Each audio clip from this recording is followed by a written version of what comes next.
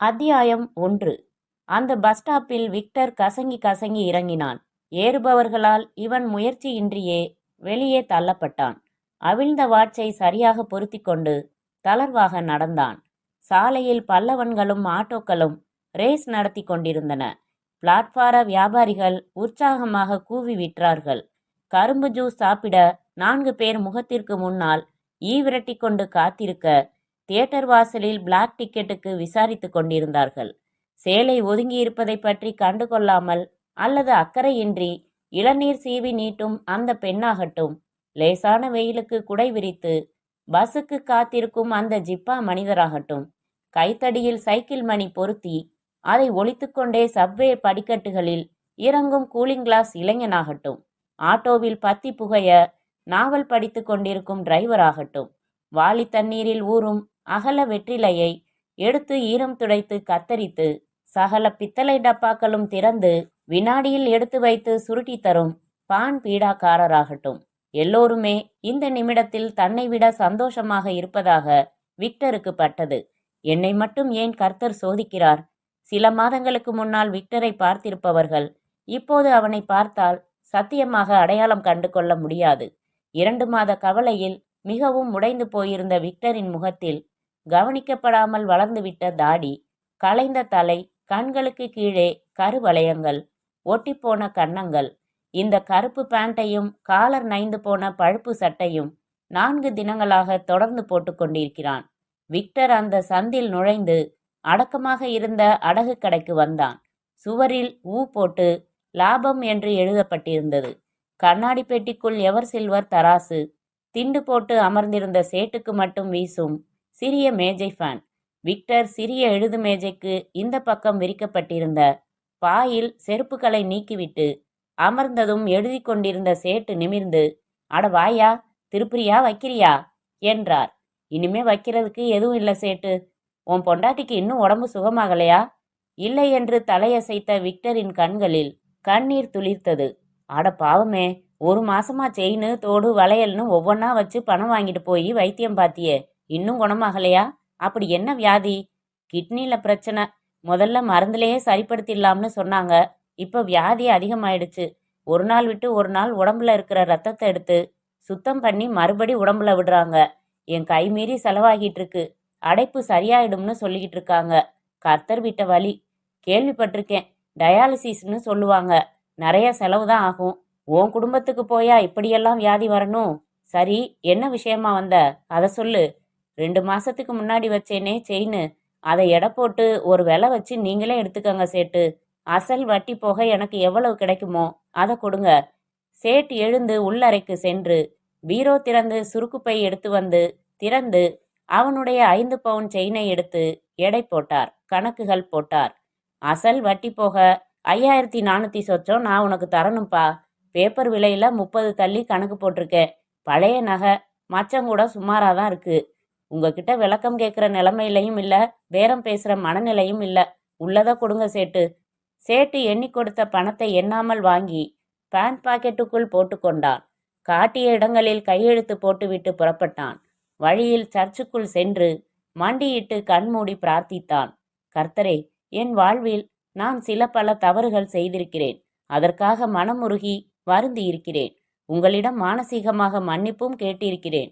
தவறை உணர்ந்தவனை மன்னிப்பது அருள் இல்லையா? என் பழைய தவறுகளுக்காக இப்போது தண்டனை கொடுக்கிறீர்களா தேவனே? அப்படியென்றாலும் அந்த தண்டனையை எனக்கு தராமல் என் மேரிக்கு கொடுப்பது என்ன நியாயம் இயேசுவே? உங்களுக்கு தெரியும் மேரியை நான் எவ்வளவு தூரம் நேசிக்கிறேன் என்று. என் வாழ்க்கை தடமின்றி ஓடிக்கொண்டிருக்கும் போது மேரியை சந்திக்க வைத்தீர்கள். பாறை பூமியாய் இருந்த என் மனதில் அன்பெனும் செடியை துளிர்க்க செய்தீர்கள். அது இப்போது விருட்சமான பிறகு சோதனை தருவது ஏன்? மேரியால் தான் நான் மனிதனானேன். என்னை முறைப்படுத்த நீங்கள் அனுப்பிய தேவ தூதராக நான் மேரியை கற்பனை செய்து பார்த்ததுண்டு. அவளை என்னிடம் இருந்து பிடுங்கி கொண்டு விடாதீர்கள். என்னால் தாங்க முடியாது. அவளுக்கு ஏற்பட்டுள்ள இந்த நோயை விலக்கி அவளை காப்பாற்றுங்கள் கர்த்தரே. அவள் பாவமே செய்யாதவள். என் பாவங்களுக்காக அவளை சிலுவை சுமக்க வைத்து விடாதீர்கள் தேவரே. நீண்ட நேரம் பிரார்த்தித்துவிட்டு தேவாலய புனித நீரை தொட்டு உதட்டிலும் தலையிலும் வைத்து கொண்டு வெளியேறினான்.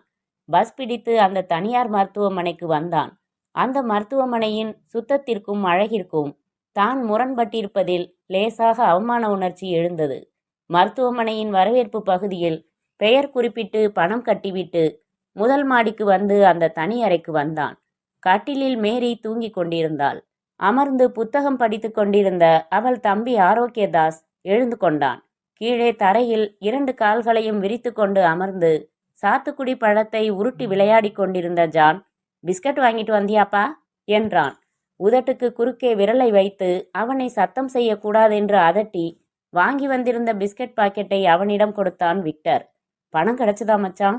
உங்க பிரஸ் முதலாளி அட்வான்ஸ் கொடுத்தாரா என்று ரகசிய குரலில் கேட்டான் தாஸ். சைகை காட்டி அவனை அறைக்கு வெளியில் வராந்தாவுக்கு அழைத்து வந்த விக்டர், அவர் தரமாட்டேன்னு கண்டிப்பா சொல்லிட்டாரு என்றான். கொஞ்சம் முன்னாடி கூட நர்ஸு வந்து போன வாரம் பில் கட்டிட்டு இந்த வாரத்துக்கும் அட்வான்ஸா கட்டணும்னு சத்தம் போட்டுட்டு போனாங்க. பணம் கட்டிட்டேன் தாஸ். எப்படி? அடகு வச்சிருந்த செயினை வித்துட்டேன். நீங்க வந்ததும் உங்களை பெரிய டாக்டர் வந்து பார்க்க சொன்னாரு மச்சான். பார்க்கறேன். மேரிக்கு நான் சொன்னபடி மருந்தெல்லாம் கொடுத்தியா? கொடுத்தேன். இன்னைக்கு 2-3 டாக்டருங்க சேர்ந்து வந்து அக்காவை டெஸ்ட் பண்ணாங்க. எக்ஸ்ரே பார்த்து அவங்களுக்குள்ள இங்கிலீஷ்ல பேசிக்கிட்டாங்க. எனக்கு பயமா இருக்கு மச்சான். அக்காவுக்கு சரியா போயிடும்ல? சரியா போயிடும், தைரியமா இரு. நான் போய் டாக்டரை பார்த்துட்டு வந்துடுறேன். விக்டர் சீஃப் டாக்டர் அறைக்கு வந்து நர்ஸிடம் சொல்லிவிட்டு அவள் வந்து அனுமதித்ததும் உள்ளே சென்றான். செக் புத்தகத்தில் கையெழுத்து போட்டு கொண்டிருந்த டாக்டர், வாப்பா விக்டர், உக்காரு. மூடி மறைக்க ஒண்ணுமில்ல. உன் ஒய்ஃபுக்கு 2 சிறுநீரகத்திலையும் பிரச்சனை இருக்கு. அதை மருந்து ஊசி மூலமா சரி செஞ்சிடலாம்னு தான் முயற்சி பண்ணோம். பலன் இல்ல. மெஷின் மூலமா தொடர்ந்து எத்தனை நாளைக்கு ரத்தத்தை சுத்தம் பண்ண முடியும்? அவங்களுக்கு 2 சிறுநீரகத்தையும் எடுத்துட்டு அதே ரத்த குரூப் உள்ள வேற ஒரு சிறுநீரகம் பொருத்தி ஆபரேஷன் பண்றதை தவிர வேற வழி இல்ல. அவ பொழைக்கணும் டாக்டர். அதுக்கு என்ன வேணும்னாலும் செய்யுங்க. என்னை கேட்கவே வேணாம். எனக்கு விவரங்கள் புரியாது. அப்படி இல்லப்பா, அதுல சில சிக்கல்கள் இருக்கு. கிட்னிங்கிறது மருந்து கடையில கிடைக்கிற சமாச்சாரம் இல்ல. யாராவது தானம் செய்யணும். காரணம் இல்லாம உன் ரத்தத்தையும் உன் மச்சான் ரத்தத்தையும் 2 நாளைக்கு முன்னாடி எடுத்தமே, அது சோதனை செய்யத்தான். உன் பொண்டாட்டி ஓ பாசிட்டிவ் ரத்த வகையை சேர்ந்தவ. உங்க 2 பேருக்குமே அது இல்ல. கிட்னி தானம்ங்கிறது இப்ப வியாபாரம் ஆயிடுச்சு. எங்ககிட்ட கிட்னியை தரதுக்கு தயாரா இருக்கிறவங்களோட லிஸ்ட் இருக்கு. அதுல ஓ பாசிட்டிவ் வகையும் இருக்காங்க. அவங்கள தொடர்பு கொண்டு பேசிட்டேன். 2 லட்சம் ரூபாய் கேட்குறாங்க. அவ்வளவு தொகை கொடுக்க நிறைய பணக்கார நோயாளிகள் தயாரா இருக்காங்க. அதை தவிர ஆபரேஷன் செலவுகள் வேற இருக்கு. உன்னால அவ்வளவு பெரிய தொகைக்கு ஏற்பாடு செய்ய முடியுமா? அதிர்ந்து போனான் விக்டர். உதடுகளை பிதுக்கினான். அவ்வளவு பெரிய தொகைக்கு நான் என்ன டாக்டர் செய்ய முடியும்? கஷ்டம்தான். நான் டிஸ்சார்ஜ் பண்ணிடுறேன். கவர்மெண்ட் ஆஸ்பத்திரியில் எனக்கு வேண்டிய டாக்டர் இருக்காரு. அங்க 1 வாரத்துக்கு ஒரு தடவை ரத்தம் சுத்தம் செஞ்சுக்கிட்டு மருந்து மாத்திரை சாப்பிட்டுக்கிட்டு வரட்டும். அதிர்ஷ்டம் இருந்தா சரியாயிடலாம். வேற வழி இல்லையா டாக்டர்? ஏழைகளுக்கு உதவுற அமைப்புகள், சமூக சங்கங்கள் இதுங்களை அணுகிப்பாரு. இலவசமா கிட்னி வேணும்னு பேப்பர்ல விளம்பரம் கொடுத்துப்பாரு. இதுல நான் என்ன செய்ய முடியும்பா விக்டர்? டிஸ்சார்ஜ் பண்ணிடாதீங்க டாக்டர். இன்னும் 1 வாரத்துக்கு உண்டான பணத்தை இப்பதான் கட்டினேன். சரி, இந்த 1 வாரம் இருக்கட்டும். அதுக்குள்ள ஒரு முடிவெடுத்துடு. சொந்தக்காரங்க, நான் சொன்ன சமூக அமைப்புகளை எல்லாம் இந்த 1 வாரத்துல அணுகிப்பாரு. All the best. விக்டர் தளர்வாக நடந்து மேரியின் அறைக்கு வந்தான். அவளுக்கு ஹார்லிக்ஸ் கரைத்து கொண்டிருந்தான் தாஸ். என்ன சொன்னார் டாக்டர் என்று அவன் கேட்டபோது மேரி விழித்து கொண்டாள். தலைக்கு 2 தலையணைகள் வைத்து மார்பு வரை வெள்ளை பெட்ஷீட்டால் போர்த்தி இருந்தாள். தன் கணவனை கண்களால் அருகில் அழைத்தாள். விக்டர் அவள் அருகில் வந்து அமர்ந்தான். அவள் தலையை மௌனமாக கோதிவிட்டான். மேரி உதடுகள் துடிக்க, நான் செத்து போயிடுவேனா என்றாள். அவள் வாயை பொத்தினான். அப்படியெல்லாம் சொல்லாத மேரி, நீ பிழைச்சுக்குவ. கொஞ்ச நாள்ல எல்லாம் சரியாயிடும் என்றான். பொய் சொல்லாதீங்க. நர்ஸு சொன்னா என்னை சரி செய்ய லட்சமா செலவாகுமா. டாக்டர் என்ன வீட்டுக்கு அனுப்ப போறாராம். நான் செத்து போயிடுவேன், அப்படித்தானே? இல்லம்மா, உன்னை சாக விட மாட்டேன் என்ற விக்டர் எழுந்து கொண்டான்.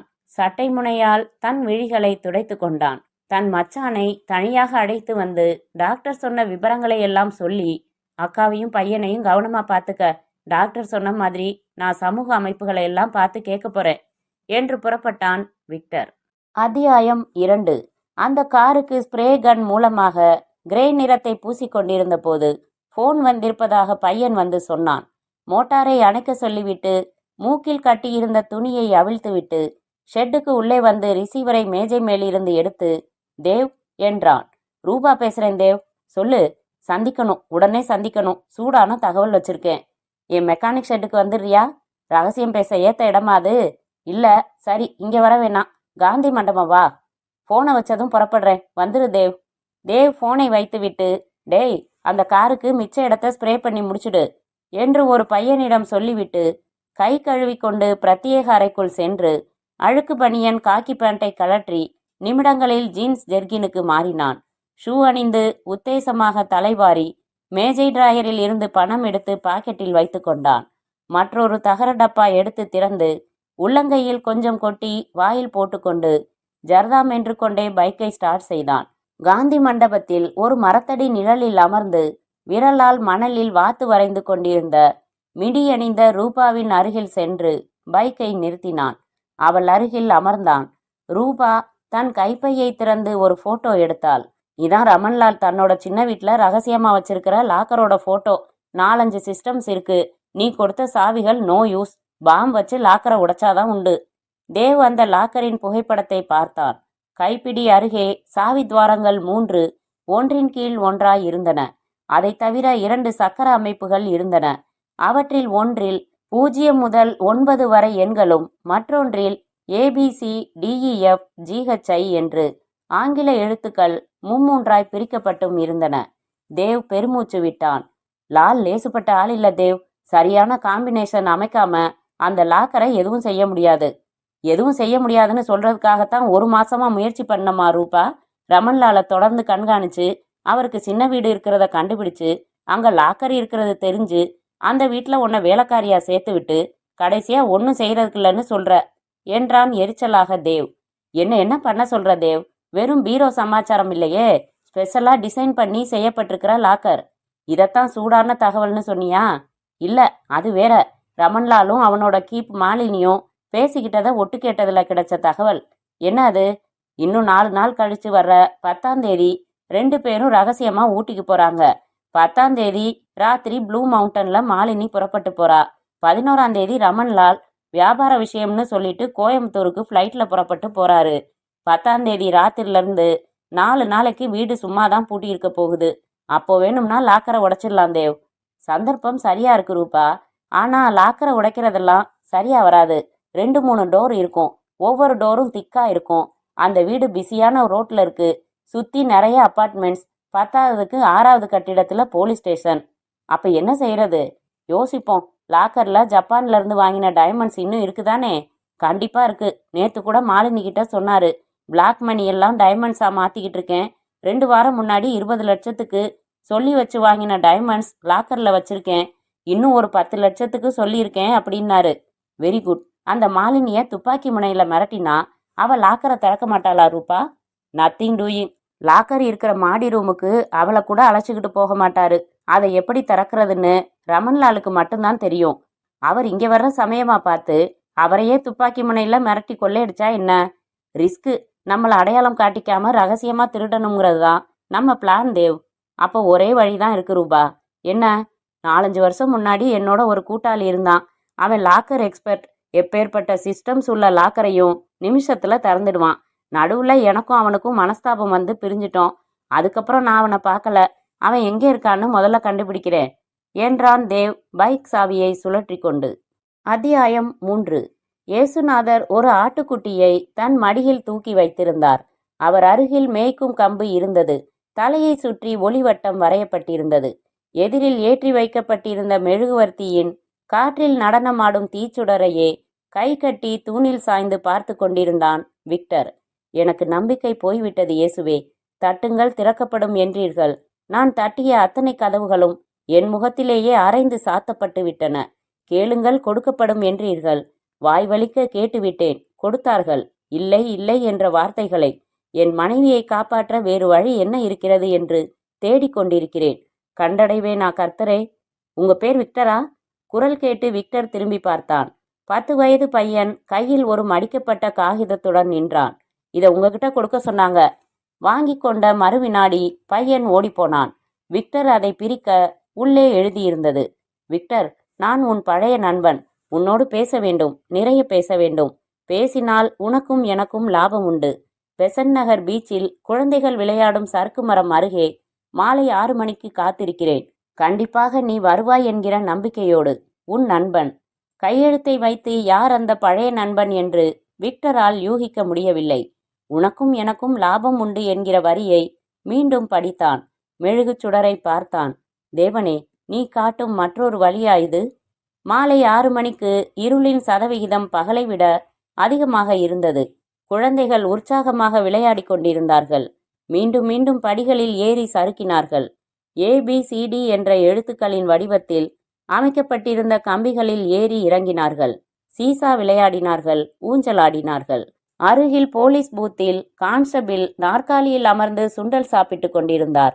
அலைகள் ஜரிகை போர்த்தி கரை மீது படையெடுத்து கொண்டிருந்தன. நண்டுகள் அழிந்த வலைகளை செப்பனிட்டன.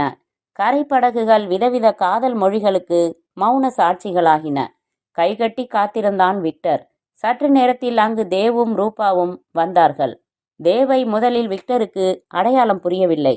உடம்பு பெருத்து தொப்பை போட்டு மாறியிருந்தான். என்ன விக்டர் அப்படி பார்க்குற? நான் தான் தேவ்.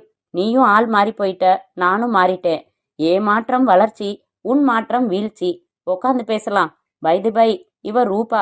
என்னால் 2 தடவை TNC செய்துகிட்டா. கல்யாணம் மட்டும் இப்ப வேணாம்னு சொல்றா என்ற தேவை ஏய் என்று கைப்பையால் செல்லமாக அடித்தாள் ரூபா. மூவருமாக மணலில் நடந்து கூட்டம் குறைவான இடத்தில் அமர்ந்தார்கள். சிகரெட் என்றான் தன்னுடையதை பற்ற வைத்து கொண்டதும். தேவ் வேண்டும் போல் இருந்தது. வேண்டாம் என்றான். தினம் 2 பாக்கெட் குடிச்சவனாச்சே விக்டர். அப்புறம் விட்டுட்டேன் தேவ். சுத்தமாவா? ஆமா, எனக்கு கல்யாணமாகி குழந்தை உண்டு. தெரியும். சிஸ்டர் பேர் மேரி. இப்ப ஆஸ்பத்திரியில இருக்காங்க. அவங்களுக்கு கிட்னி மாத்தணும். அதுக்காக நிறைய பணம் வேணும். உன்னோட சமீபத்திய கவலை அதுதான். இதெல்லாம் எப்படி தெரியும் உனக்கு? ஒருத்தரை காரியமா சந்திக்கிறதுக்கு முன்னால அவரை பத்தி சகலமும் தெரிஞ்சுக்கிறது என் வழக்கம்னு உனக்கு தெரியுமே. என்ன காரியமா என்ன சந்திச்ச? உன் மனைவி விஷயம் கேள்விப்பட்டதும் துடிச்சு போயிட்டேன் விக்டர். என்னதான் சின்ன விஷயத்துக்காக நாம சண்டை போட்டுக்கிட்டு பிரிஞ்சாலும் பழச மறந்துட முடியுமா? எப்படி பழகினோம்? ஒரே கிளாஸ்ல மாறி மாறி பிராந்தி சாப்பிட்ருக்கோம். சேர்ந்து எவ்வளவு காரியங்கள் செஞ்சிருக்கோம். அதெல்லாம் மறந்துட முடியுமா? நான் மறந்துட்டேன் தேவ். எல்லாத்தையும் மறந்துட்டேன். என்னையுமா? உண்மையை சொல்லணும்னா ஆமா, நடுவுல உன் நினைவு வந்ததே இல்லை. மேரிய கல்யாணம் செய்துகிட்ட நிமிஷமே என்னோட பழைய குப்பை வாழ்க்கைய மறந்துட்டேன். விஷயத்த சொல்லு. நான் ஆஸ்பத்திரிக்கு போகணும். விக்டர், இப்போ உனக்கு பணம் தேவைப்படுது. நான் உனக்கு உதவலாம்னு நினைக்கிறேன். பதிலுக்கு நீ எனக்கு உதவுறதா இருந்தா என்ன சொல்லு. ரமன்லால் சேட் ஒரு கெமிக்கல்ஸ் டீலர். எக்கச்சக்கமான பணம். வெள்ளையிலையும் கருப்புலையும் பணம் குவியுது. மனுஷனுக்கு பணத்தை என்ன பண்றதுனே தெரியல. லேடி சபலம் உண்டு. பம்பாயில, பெங்களூர்ல இவருக்குன்னே நிரந்தரமான செட்டப்ஸ் இருக்கு.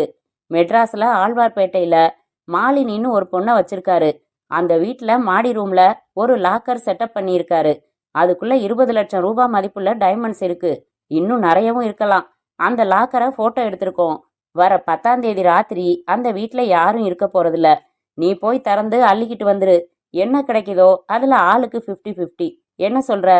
மணலை தட்டி கொண்டு எழுந்து விட்டான் விக்டர். ஏன்பா எழுந்துட்ட? என்னாச்சு? தேவ், என்னோட பழைய வாழ்க்கைய நான் மேரிக்கிட்ட மறைச்சதில்ல. கல்யாணத்துக்கு முன்னாடியே சர்ச்சில் வச்சு எல்லாம் சொல்லிட்டேன். இனிமே செய்யலன்னு சொன்னேன். சர்ச்சில் வச்சு இனிமே அந்த மாதிரி காரியங்கள் செய்ய மாட்டேன்னு சத்தியம் பண்ணி கொடுத்தேன். அதை நான் மீற மாட்டேன். வேடிக்கையா இருக்குப்பா. நீ என்ன ஹரிச்சந்திரனா? 4-5 தடவை நாம 2 பேரும் சேர்ந்து ஜெயிலுக்கு போயிட்டு வந்திருக்கோம். நினைவிருக்கா? அதையும் மறந்துட்டியா? மறக்கிற சக்தி இருந்தா அதையெல்லாம் எப்போவோ மறந்திருப்பேன். பொண்டாட்டி சாக கிடக்குறா. இந்தா பிடின்னு லட்டு மாதிரி ஒரு திட்டம் கொண்டாந்துருக்கேன். என்னமோ புத்த நாட்டம் தத்துவம் பேசுறியே. நான் பழைய விக்டர் இல்ல. இருப்பா, இது என் ஃபோன் நம்பர். நல்லா யோசி. ஒரு நாள் பூரா யோசி. நாளை காலையில உன் முடிவை சொல்லு என்ற தேவ் தன் மெக்கானிக் ஷாப்பின் ஃபோன் நம்பர் எழுதின காகிதத்தை அவன் சட்டை பையில் செருகினான். வேணாம், என்கிட்ட இருந்து ஃபோன் வராது. எதிர்பார்க்க வேணாம். வேகமாக நடந்தான் விக்டர் அவர்களை விட்டு விலகி. அத்தியாயம் 4. வீட்டில் காத்திருந்தான் தாஸ். விக்டர் வந்ததும், பீச்சுக்கு போயிருந்தீங்களா மச்சான் என்றான். எப்படி தெரியும் என்றான் ஆச்சரியமாக விக்டர். இந்த லெட்டர் கீழே கிடந்துச்சு. யாரது பழைய நண்பன்? என்ன லாபம்? தாஸுக்கு விக்டரின் பழைய கதை முழுக்க தெரியும். ஆனால் இவன் திருந்தி ஒரு அச்சகத்தில் மெஷின் மேனாக உழைத்து நேர்மையாக சம்பாதித்து குடும்பத்தை காப்பாற்ற துவங்கியதில் இருந்து குத்தலாக எதுவும் சொல்வதில்லை. தாஸ் படித்து முடித்து வேலைக்காக அலைந்து கொண்டிருப்பவன். விக்டருடன் தங்கி இருப்பவன். அவனுக்கு பணக்காரர்களை கண்டாலே ஆகாது. விக்டர் சற்று முன் தேவுடன் பேசிவிட்டு வந்த விபரங்கள் அனைத்தையும் ஒன்று விடாமல் சொல்லி முடித்தான். தாஸ் கைகளை கட்டிக்கொண்டு விக்டரை பார்த்தான். மச்சான், லட்சியவாதியா நீங்க இருக்கிறத பத்தி சந்தோஷம். ஆனா சில தவிர்க்க முடியாத சந்தர்ப்பங்கள்ல அதை கொஞ்சம் தளர்த்திக்கிறது தப்பில்லையோன்னு தோணுது என்றான் தாஸ். தாஸ், என்ன சொல்ற நீ? தேவ் சொன்ன காரியத்தை செஞ்சு பாதி பங்கு ஏன் வாங்கக்கூடாது? விளையாடுறியா? அவன் கொள்ளையடிக்க கூப்பிடுறான். நான் மட்டும் என்ன வெள்ளையடிக்க நான் சொன்னேன்? புரிஞ்சுதான் சொல்றேன் மச்சான்.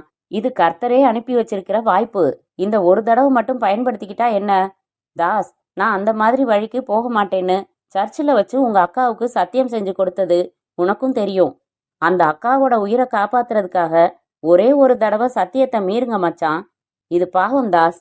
இல்லாதவன் சொத்தை பிடுங்கினா அது பாவம். தேவைக்கு அதிகமா கருப்பு பணமா சேமிச்சு வச்சிருக்கிறவன் கிட்ட இருந்து பிடுங்கினா அது சமூக பொருளாதாரத்துக்கு செய்யற நல்ல காரியம் மச்சான். அப்படி அது பாவம்னு நினைச்சா அந்த பாவத்துல கர்த்தருக்கும் பங்கு கொடுத்துடலாம். புரியல? தேவ் சொன்ன திட்டத்தை எடுத்துக்கங்க. கிடைக்கிற உங்க பங்குல அக்காவோட வைத்தியத்துக்கு தேவையானதை மட்டும் எடுத்துக்கலாம். மிச்ச பணத்துல ஒரு பைசா கூட தொடாம வேளாங்கண்ணி மாதாவுக்கு காணிக்கை செலுத்திடலாம். இல்ல தாஸ், என் மனசு ஒப்பல. அப்ப அக்கா செத்தா பரவாயில்லையா மச்சான்? என்ன குழப்பாத. ஆபரேஷன் பண்றதை தவிர வேற வழி இல்லைன்னு டாக்டர் உறுதியா சொல்லிட்டாரு.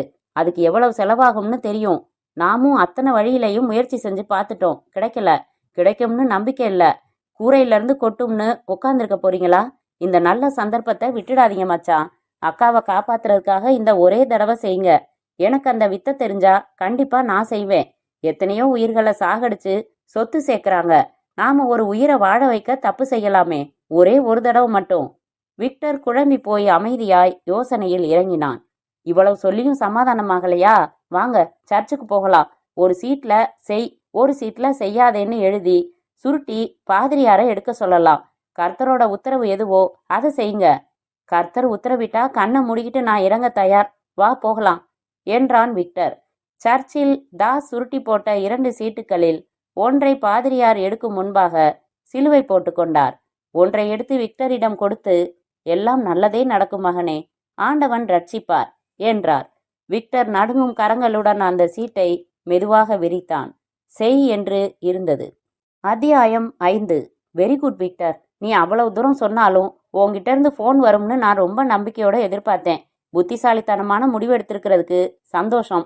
மிச்ச விஷயங்களை நேர்ல பேசிக்கலாம். ஹோட்டல் திலக் வரியா? Room number 740.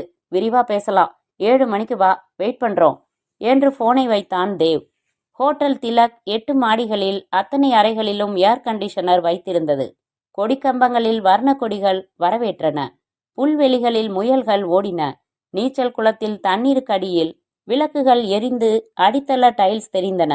டிஸ்கோ நடனமாடி பஃபே முறையில் உண்டு செரிக்க பீர் குடித்து புகைவிட்டு கொண்டிருந்தார்கள் கார் வர்க்கத்தினர். நுழைந்த பிறகு வேறு சட்டை அணிந்து வந்திருக்கலாம் என்று தோன்றியது விக்டருக்கு.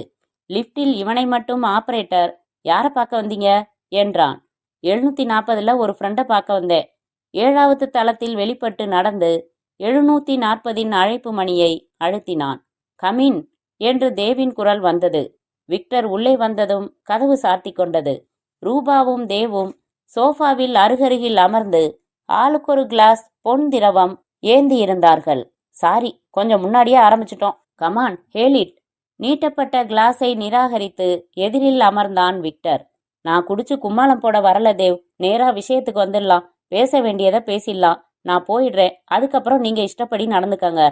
ஏமா இவ்வளவு சீரியஸ்? ஓகே, பீச்சில் பூரா விபரமும் நான் சொல்லிட்டேன். பாதி பங்கு தரதாவும் சொல்லிட்டேன். திட்டத்துக்கு தேதி கூட சொல்லிட்டேன். இனிமே நீ தான் தயாராகிக்கணும். எனக்கு சில விஷயங்கள் தெளிவாகிக்கணும். கேளு சொல்றேன். அந்த லாக்கர்ல டைமண்ட்ஸ் மட்டும்தான் இருக்கா? டைமண்ட்ஸ் நிச்சயமா இருக்கு. அதை தவிர பணமும் இருக்கலாம். லாக்கரை சேதப்படுத்தாம திறக்கணுமா? ஆமா, அது ரொம்ப முக்கியம். லாக்கரை யாரோ திறந்து உள்ள இருந்ததை அள்ளிட்டாங்கங்கிறது யாருக்கும் தெரியக்கூடாது. குறிப்பா அந்த மாலினிக்கு. கொள்ளைக்கு அப்புறம் ரமன்லால் திறந்து பார்த்து தெரிஞ்சுக்க மாட்டானா? ரமன்லால் மாலினி வீட்டுக்கு தினம் வர்றதில்ல. வாரம் ஒரு தடவை தான் வர்றான். அதனால கொள்ளை போன விபரம் அவனுக்கு 1 வாரம் கழிச்சு தான் தெரிய போகுது. அப்படியே தெரிஞ்சாலும் ஊமை கனவு கண்ட மாதிரி அவனால வெளியில சொல்ல முடியாது. போலீஸ்கிட்ட போகவும் முடியாது. காரணம், அத்தனையும் கருப்பு படத்துல வாங்கின வைரங்கள். சரி, எனக்கு சரி பாதி பங்கா? ஆமா, எனக்கு டைமண்ட்ஸ் வேணாம், பணம் தான் வேணும். தரலாமே, ஒன்றும் பிரச்சனை இல்லை. பணமா வேணும்னா 15ஆம் தேதி தான் தர முடியும். அது என்ன கணக்கு? டெல்லியில இருந்து பகவதின்னு ஒரு ஆசாமி அன்னைக்கு வரான். அவன்கிட்ட டைமண்ட்ஸை பாதி விலைக்கு விற்க போறேன். அவன் ஹார்ட் கேஷ் கொடுத்துடுவான். பாதி விலைக்கு வித்தாலுமே நம்ம 2 பேருக்கும் ஆளுக்கு 5 லட்சம் குறையாம கிடைக்கும். பகவதி எனக்கும் தெரிஞ்ச ஆள் தான் தேவ். ஏற்கனவே நாம 2 பேரும் ஒரு தடவை அவங்கிட்ட டீலிங் வச்சுக்கிட்டு இருக்கோம். அதே ஆள் தான். இதே ஹோட்டலுக்கு இதே ரூமுக்கு 15ஆம் தேதி அவன் வர்றான். பணத்தோட வர்றான். நாம 2 பேருமா வரலாம். கொடுக்கறத பிரிச்சுக்கலாம், பிரிஞ்சிடலாம். ஓகே ஓகே என்ற விக்டர், அந்த லாக்கரோட போட்டோ கொடு என்று வாங்கி தான் கொண்டு வந்திருந்த பூத கண்ணாடி வைத்து பகுதி பகுதியாக பெரிதுபடுத்தி பார்த்தான். திறந்துடுவதானே விக்டர்? கொஞ்சம் ஜோலி கொடுக்கும்னு நினைக்கிறேன். சில சாதனங்களை நான் தயார் பண்ணிக்கணும், சில பொருள்கள் வாங்கணும். அதெல்லாம் நான் பார்த்துக்கிறேன். 10ஆம் தேதி ராத்திரி அந்த வீட்டில் யாரும் இருக்க மாட்டாங்கங்கிறது நிச்சயம்தானே? சர்வ நிச்சயம் என்றாள் ரூபா. ஏன்னா எனக்கு 15-20 நிமிஷம் தேவைப்படும். அன்னைய தினம் திட்டம் என்ன? எத்தனை மணிக்கு செயல்படுறோம்? ராத்திரி 2 மணிக்கு அந்த வீட்டுக்கிட்ட உன்னை இறக்கி விட்டுட்டு நானும் ரூபாவும் ஒரு கார்ல கொஞ்சம் தள்ளி ஒரு இடத்துல காரை நிறுத்தி மறைவா காத்திருப்போம். நீ காரியம் முடிச்சிட்டு காருக்கு வந்துடுற. அங்கிருந்து புறப்பட்டுடுறோம், பிரிஞ்சிடுறோம். மறுபடி 15ஆம் தேதி சந்திக்கிறோம், விற்கிறோம். இன்னைக்கே உனக்கு அந்த வீட்டை காமிக்கிறேன். காரோட நாங்க எங்க காத்திருக்க போறோங்கிற இடத்த காமிக்கிறேன். அந்த வீட்டோட அமைப்பு பத்தி, அந்த லாக்கர் இருக்கிற ரூமுக்கு எப்படி போகணுங்கிற விபரம் எல்லாம் படம் வரையாத குறையா ரூபா உனக்கு விளக்குவா. இன்னும் ஏதாவது சந்தேகம் இருக்குதா? இல்ல, எனக்கு கொஞ்சம் பணம் வேணும் தேவ். எவ்வளவு? 2 லட்சம் கொடுத்தா சந்தோஷப்படுவேன். என் பங்குல கழிச்சுக்கலாம். அவ்வளவு பணம் என்கிட்ட இல்ல. எனக்கு அர்ஜென்ட்டா தேவைப்படுது தேவ். என் பொண்டாட்டி ஆபரேஷனுக்காக தேவைப்படுது. அதனாலதான் என் சத்தியத்தை மீறி இதுல இறங்குறேன். உனக்கு தேவைப்படலாம், ஆனா என்கிட்ட இல்லையே. 50,000 வேணும்னா தரேன். நாளைக்கு என் ஷெட்டுக்கு வா, தரேன். சரி, வரேன். இன்னொரு விஷயம். என்ன? இந்த திட்டத்துல எங்கேயாவது பிரச்சனை ஏற்பட்டு போலீஸ்ல யார் மாட்டினாலும் அடுத்தவனை காட்டி கொடுக்க கூடாது. நீயே போலீஸ்ல மாட்டிட்டேன்னு வையி, என்னை காட்டி கொடுத்தன்னா நான் பொல்லாதவன் ஆயிடுவேன். அப்புறம் நான் தோஸ்த் இல்ல, எதிரி. உன் குடும்பத்தையே ஒரு வழி பண்ணிடுவேன். மிரட்டலா சொல்றானேன்னு கோவப்படாத. அதே மாதிரி நானும் ஒருவேளை மாட்டினா கழுத்து அறுத்தாலும் உன் பேரை சொல்ல மாட்டேன். அதை மனசுல வச்சுக்க. நான் வரேன் தேவ். விக்டர் புறப்பட்டான். கதவை திறந்து வெளிப்பட்டான். நடந்தான். நாம தொடரலாமா என்ற தேவ் 2 கிளாஸ்களிலும் ஊற்ற ரூபா ஐஸ் கட்டிகளை எடுத்து போட்டாள். இருவரும் பருகிக்கொண்டே ஒருவரை ஒருவர் அணைத்து கொண்டார்கள். தேவ், நான் ஒன்னு சொன்னா கோச்சுக்குவியா என்றாள் ரூபா. லிப்டுக்குள் நுழைய போன விக்டர் தன் பாக்கெட்டில் தொட்டு பார்த்து தன் வீட்டு சாவி கொத்தை அறையிலேயே விட்டுவிட்டதை உணர்ந்து மீண்டும் அறையை நோக்கி நடந்தான். என்ன ரூபா, சொல்லு. ரமன்லால 1 மாசமா கண்காணிச்சு உழைச்சு இவ்வளவு அருமையா திட்டம் போட்டது நாம. விக்டர் செய்ய போறது வெறும் மெக்கானிக் வேலை, அப்படித்தானே? ஆமா. அரைக்கதவை லேசாக தள்ளிய விக்டர் உள்ளே அவர்கள் பேசுவதை ரகசியமாக நின்று கவனமாக கேட்க துவங்கினான். அவனோட ஸ்பெஷல் திறமைக்கு ஒரு கூலி பேசி கொடுக்கறது நியாயம். அதை விட்டுட்டு பாதி பங்கு தூக்கி கொடுக்கறது அநியாயமா எனக்கு படுது தேவ். தேவ் சிரித்து, அவனுக்கு நாளைக்கு 50,000 தரப்போறேன் பாரு. அதுதான் அவன் செய்ய போற வேலைக்கான கூலி. அதுக்கு மேல ஒரு நயா பைசா கூட அவனுக்கு தரப்போறதில்ல என்றான். பாதி பங்குக்கு ஒப்புக்கிட்டீங்களே இப்ப? அப்பதானே அவன் ஆர்வமா இதுல இறங்குவான். அதுக்காக அவன்கிட்ட ஒப்புக்கிட்டேன். அவன் லாக்கரை திறந்து கொள்ளையடிச்சு வைரங்களை கொண்டாந்து என்கிட்ட கொடுக்கட்டும். அதுக்கப்புறம் பாரு என்ன செய்வீங்க. பொறுத்திருந்து பாரேன் தேவோட திட்டத்தை. இப்ப நாம ரூம் போட்டது அதை பேசவா ரூபா? ஓசைப்படாமல் கதவை சாத்திவிட்டு லிப்டை நோக்கி நடந்தான் விக்டர். வீட்டிற்கு தாஸிடம் இன்னொரு சாவி இருக்கிறது. இப்போது தேவின் ரூமில் விட்ட சாவி கொத்தை மறுநாள் சந்திக்கும் போது எடுத்துக்கொள்ளலாம் என்று முடிவு செய்தான். தேவ், உன் பழைய புத்தி மாறவே இல்லை. உன் சுயநலத்தால் வந்த சண்டையால்தான் நாம் பிரிந்தோம். இன்னும் அப்படியே இருக்கிறாயே. திட்டமா போடுகிறாய்? குள்ளநரித்தனத்தை ஆட்டிடம் காட்டலாம். மற்றொரு குள்ளநரியிடமே காட்ட முயல்வதென்றால் எப்படி? என் பங்கில் கர்த்தரின் பங்கும் உள்ளது தேவ். வைத்திய செலவு போக மீதி அனைத்தும் வேளாங்கண்ணி மாதாவுக்கு சொந்தமாக போகிறது. அதையா அபகரிக்க நினைத்தாய்? எனக்கும் குறுக்கு திட்டம் போட தெரியும். விக்டரின் மூளை இன்னும் துருப்பிடித்து விடவில்லை என்று உனக்கு காட்டுகிறேன் பார். அத்தியாயம் 6. டாக்டர், மேரிக்கு எப்போ ஆபரேஷன் செய்ய போறீங்க என்றான் விக்டர். அன்னைக்கு தான் விளக்கமா அவ்வளவு தூரம் சொன்னேனே விக்டர். பணத்துக்கு ஏற்பாடு பண்ணிட்டியா என்றார் டாக்டர். ஏற்பாடு பண்ணிட்டேன் டாக்டர். எனக்கு ஊர்ல கொஞ்சம் நிலம் இருக்கு. அதை விற்கிறதுக்கு விலை பேசிட்டேன். வர 15ஆம் தேதி பத்திரம் ரெஜிஸ்டர் பண்றோம். 16ஆம் தேதி நீங்க கேட்ட பணத்தை கொண்டு வந்து தரேன் டாக்டர். அருகில் நின்ற தாஸ் சகட்டு மேனிக்கு பொய்களை உதிர்க்கும் விக்டரை ஒரு முறை பார்த்து கொண்டான். அப்படின்னா 17ஆம் தேதி ஆபரேஷன் வச்சுக்கலாமா? வச்சுக்கோங்க டாக்டர். முழு பணமும் கொடுத்தாதான் கிட்னி தானம் செய்கிறவர் ஆபரேஷனுக்கு வருவாரு. ஆஸ்பத்திரியில வேற முன்பணம் கட்ட சொல்வாங்க விக்டர். 16ஆம் தேதி 2 லட்சத்தோட வருவேன் டாக்டர். என்ன நம்புங்க. நிலத்துக்கு விலை பேசி அட்வான்ஸ் கூட வாங்கிட்டேன். இந்தாங்க 50,000. இது ஆஸ்பத்திரிக்கு முன்பணமா வச்சுக்கோங்க. காலையில் தேவிடம் வாங்கி வந்த 50,000 பணத்தை டாக்டரின் மேஜை மேல் எடுத்து வைத்தான் விக்டர். அப்போ நீ சொல்றத நம்பி ஏற்பாடுகள்ல இறங்கலாம்னு தான் தெரியுது என்றார் டாக்டர். கண்டிப்பா இறங்கலாம் டாக்டர், மாற்றம் இருக்காது.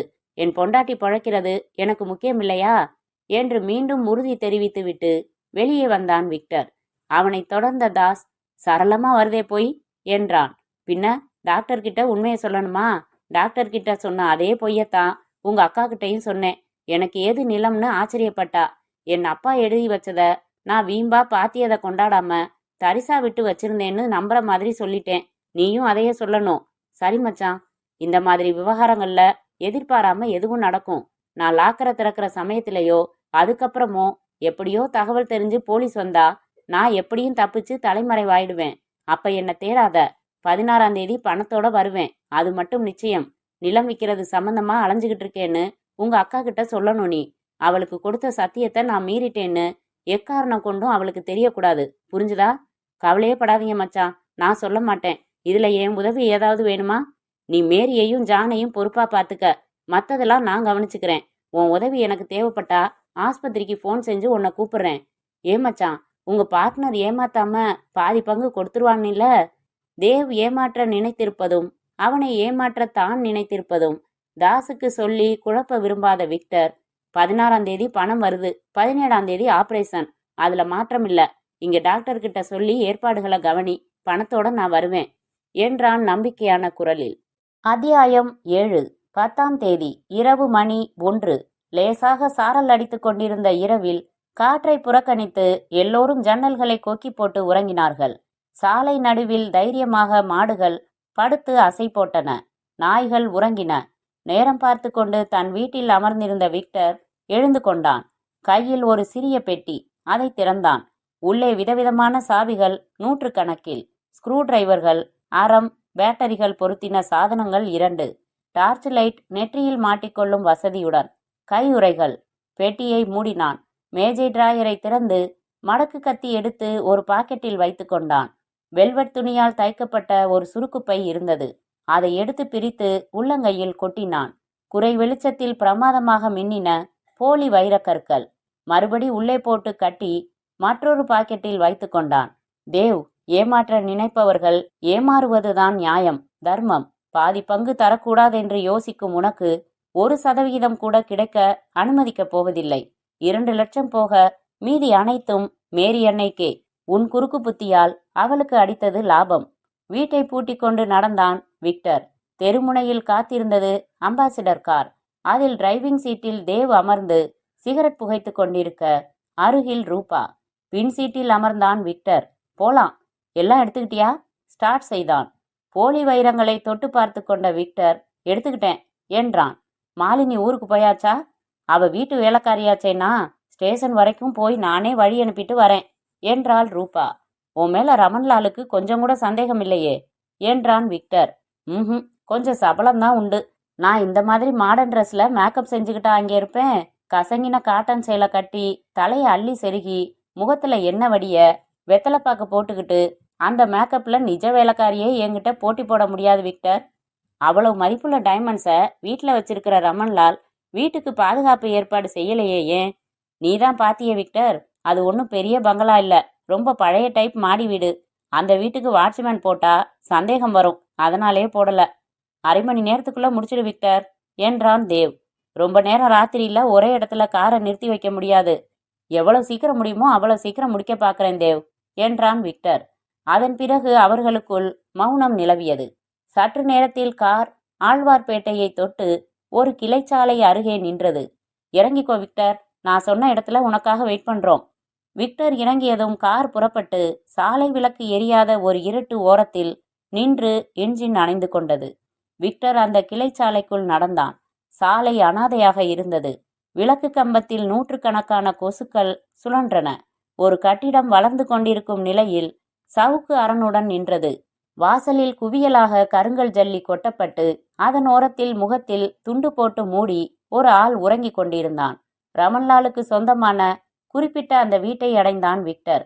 வீட்டை ஏற்கனவே பார்த்து கொண்டு உள்ளமைப்புகள் பற்றி ரூபாவிடம் விளக்கம் கேட்டு கொண்டிருந்ததால் தீர்மானித்தபடி வீட்டின் பின்புறம் வந்தான். கைகளில் கிளவுஸ் அணிந்து கொண்டான். பெட்டியை வாயால் கவ்விக்கொண்டான். மொட்டை மாடியில் இருந்து மழை நீர் சேகரித்து பூமியில் கொட்டுதல் மற்றும் திருடனுக்கு உதவும் நிமித்தமாக இருந்த டிரைனேஜ் பைப்பு பிடித்து சரசரவென்று ஏறினான் விக்டர். அடுத்த 2வது நிமிடம் லாக்கர் இருந்த அறைக்குள் இருந்தான். நெற்றியில் விளக்கை பொருத்தி கொண்டு சுவிட்ச் போட்டதும் ஒரு சிக்கன வெளிச்சவட்டம் அவன் நெற்றியில் இருந்து புறப்பட்டு சுவரோடு இணைந்த அந்த லாக்கரை தொட்டது. தேவாலயத்தில் போல மண்டியிட்டு அமர்ந்த விக்டர் தன் பெட்டியை திறந்து வைத்து கொண்டு சிலுவை குறி போட்டுக்கொண்டு, இயேசுவே, உன் உத்தரவின் பேரில்தான் இந்த பாவ காரியத்தை வேறு வழியின்றி செய்கிறேன், என்னை மன்னிப்பீர்களாக என்று ஜபித்தான் ஆரம்பித்தான். சாவி துவாரங்களை நெருடிக்கொண்டே காது வைத்து உள்புறம் உள்ள லீவர் அமைப்புகளை கணக்கிட்டான். சாவிகளை அந்த கணக்கிற்கேற்ப அறத்தால் அறுத்து பல் அமைத்து மாற்றி மாற்றி முயன்று 3 துவாரங்களுக்கான சாவிகளையும் 10 நிமிடங்களில் அமைத்தான். அடுத்து எண் மற்றும் ஆங்கில எழுத்துக்கள் கொண்ட 2 சக்கரங்கள் சிவப்பு அம்புக்குறிக்கு நேராக ஒவ்வொரு எண்ணாக நிறுத்தி கைப்பிடியை அழுத்தி ஏற்படும் கடக் என்ற ஒளியை பேட்டரி கருவி வைத்து பெரிதுபடுத்தி கேட்டான். ஒவ்வொரு எண்ணாக மாற்றி வைக்கும்போது அந்த கடக் ஒளியில் ஏற்படும் ஒளி வித்தியாசத்தை மனதில் பதித்து கொண்டான். 15 நிமிடங்களில் சரியான எண் மற்றும் எழுத்து இரண்டையும் அமைத்து 3 சாவிகளையும் போட்டு திறந்து கைப்பிடியை அழுத்த லாக்கரின் கதவு திறந்து கொண்டது.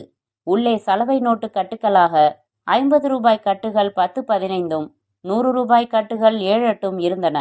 புத்தம் புதிய நோட்டுக்கட்டுகளாக இருந்ததால் விக்டர் அவற்றை தொடவில்லை. சில பத்திரங்கள் இருந்தன.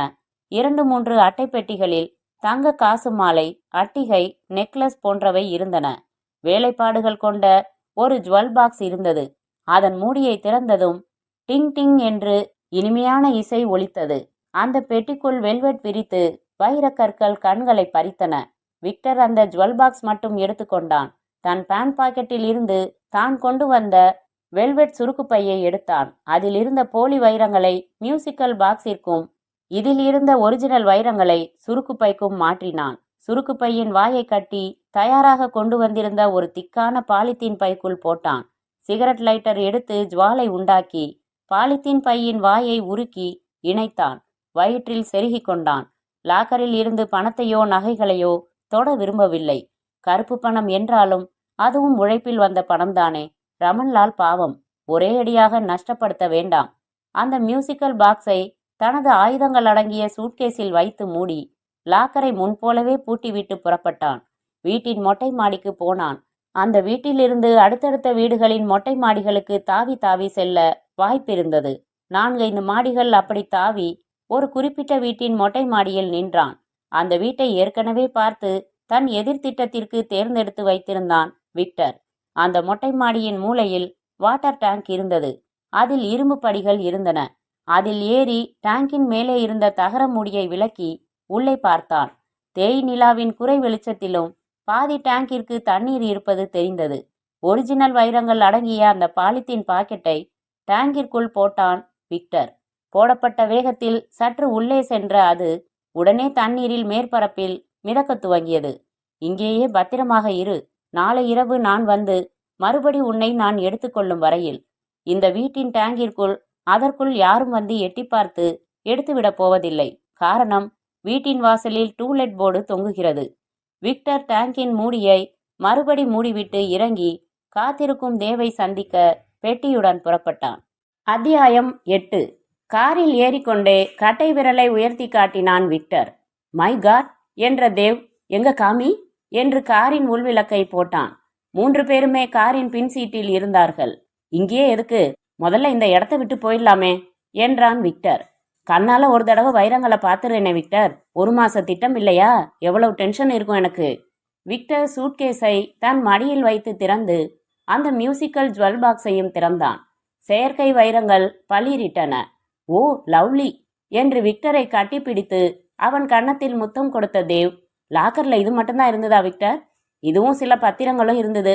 பத்திரங்களை வச்சு நாம என்ன செய்ய முடியும்? அதனால இதை மட்டும் எடுத்துட்டு வந்தேன். புறப்படலாமா என்று உள்பெட்டி மூடி வெளிப்பெட்டி மூடி நிமிர்ந்த விக்டர் அதிர்ந்து போனான். தேவின் கையில் ரிவால்வர் இருந்தது. தேவ், என்ன இது? Revolver Victor. இதால உன்னை நான் சுட்டா நீ செத்து போயிடுவ. அதனால நீ நான் சொன்னபடி நடந்துக்கணும். ரூபா என்றதும் தயாராக வைத்திருந்த கயிறால் விக்டரின் 2 கைகளையும் முதுகுப்புறம் இணைத்து கட்டினாள். தேவ், இது அநியாயம். என்ன செய்யற?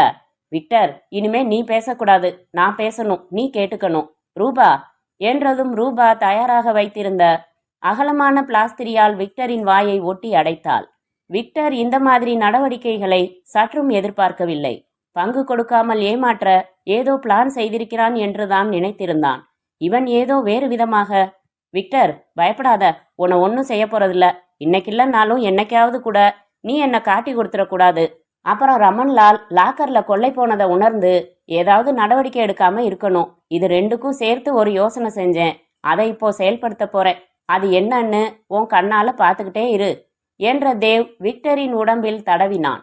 பேண்ட் பாக்கெட்டில் இருந்த பட்டன் கத்தியை எடுத்து, நீயும் முன்னெச்சரிக்கையா தான் வந்திருக்க, பட் நோ யூஸ் என்று தன் பாக்கெட்டில் வைத்துக்கொண்டு, ரூபா நீ போய் போன் செஞ்சுட்டு வா என்றான். ரூபா காரை விட்டிறங்கி சற்று தள்ளி இருந்த பொது தொலைபேசி கூண்டுக்கு சென்று ரமன்லால் சேட்டின் வீட்டு எண்ணுக்கு போன் செய்தாள். 7-8 முறை அடித்த பிறகு ரமன்லாலே எடுத்து, ஹலோ கியா என்றார். சேட்டு, மாலினி அம்மா வீட்டில் வேலை பார்க்குற பார்வதி பேசுகிறேன் முதலாளி என்றால் மெட்ராஸ் பாஷையில் குரல் மாற்றிக்கொண்டு. என்ன இது இந்த நேரத்தில்? உங்கள் மாலினி உங்களுக்கு துரோகம் செய்கிறாங்க. நீலகிரி எக்ஸ்பிரஸ்ல ஊருக்கு போகிற மாதிரி போய் உடனே இங்கே வீட்டுக்கு திரும்பி வந்து வேற எவனோ ஒருத்தனோட மாடியில் எதையோ இடிச்சு ஒரு பெட்டியோட 2 பேரும் ஒரு காரில் புறப்பட்டு எங்கேயோ போனாங்க. அவங்க எங்கே போகிறாங்கன்னு எனக்கு தெரியும். நீங்கள் உடனே புறப்பட்டு மாலினி வீட்டுக்கு பக்கத்தில் வாங்க. நான் காத்துக்கிட்டு இருக்கேன். வழி காட்டுறேன். தனியாக வாங்க. உங்கள் உப்பை தின்னுட்டு துரோகம் பண்ண மனசு வரல. வாங்க சேட்டு, உடனே வாங்க. வர்றேன், உடனே வரேன். ரூபா போனை வைத்துவிட்டு காருக்குள் வந்து விளக்கை அணைத்துவிட்டு 5 நிமிடங்களில் பார்வதியாக அடையாளம் மாற்றிக்கொண்டாள். தேவ் கொடுத்த கைக்குட்டையை இடுப்பில் செருகி கொண்டாள். 5 நிமிடங்கள் கழித்து எதிர்ப்புறத்தில் ஒரு காரின் வெளிச்சம் தெரிய ரூபா இந்த காரில் இருந்து இறங்கி எதிர்ப்புறம் மற்றொரு இருட்டுக்குள் நின்று கொண்டு அது ரமன்லால் ஃபியட் கார் தான் என்று ஊர்ஜிதம் செய்து கொண்டு கையசைத்து காரை நிறுத்தினாள்.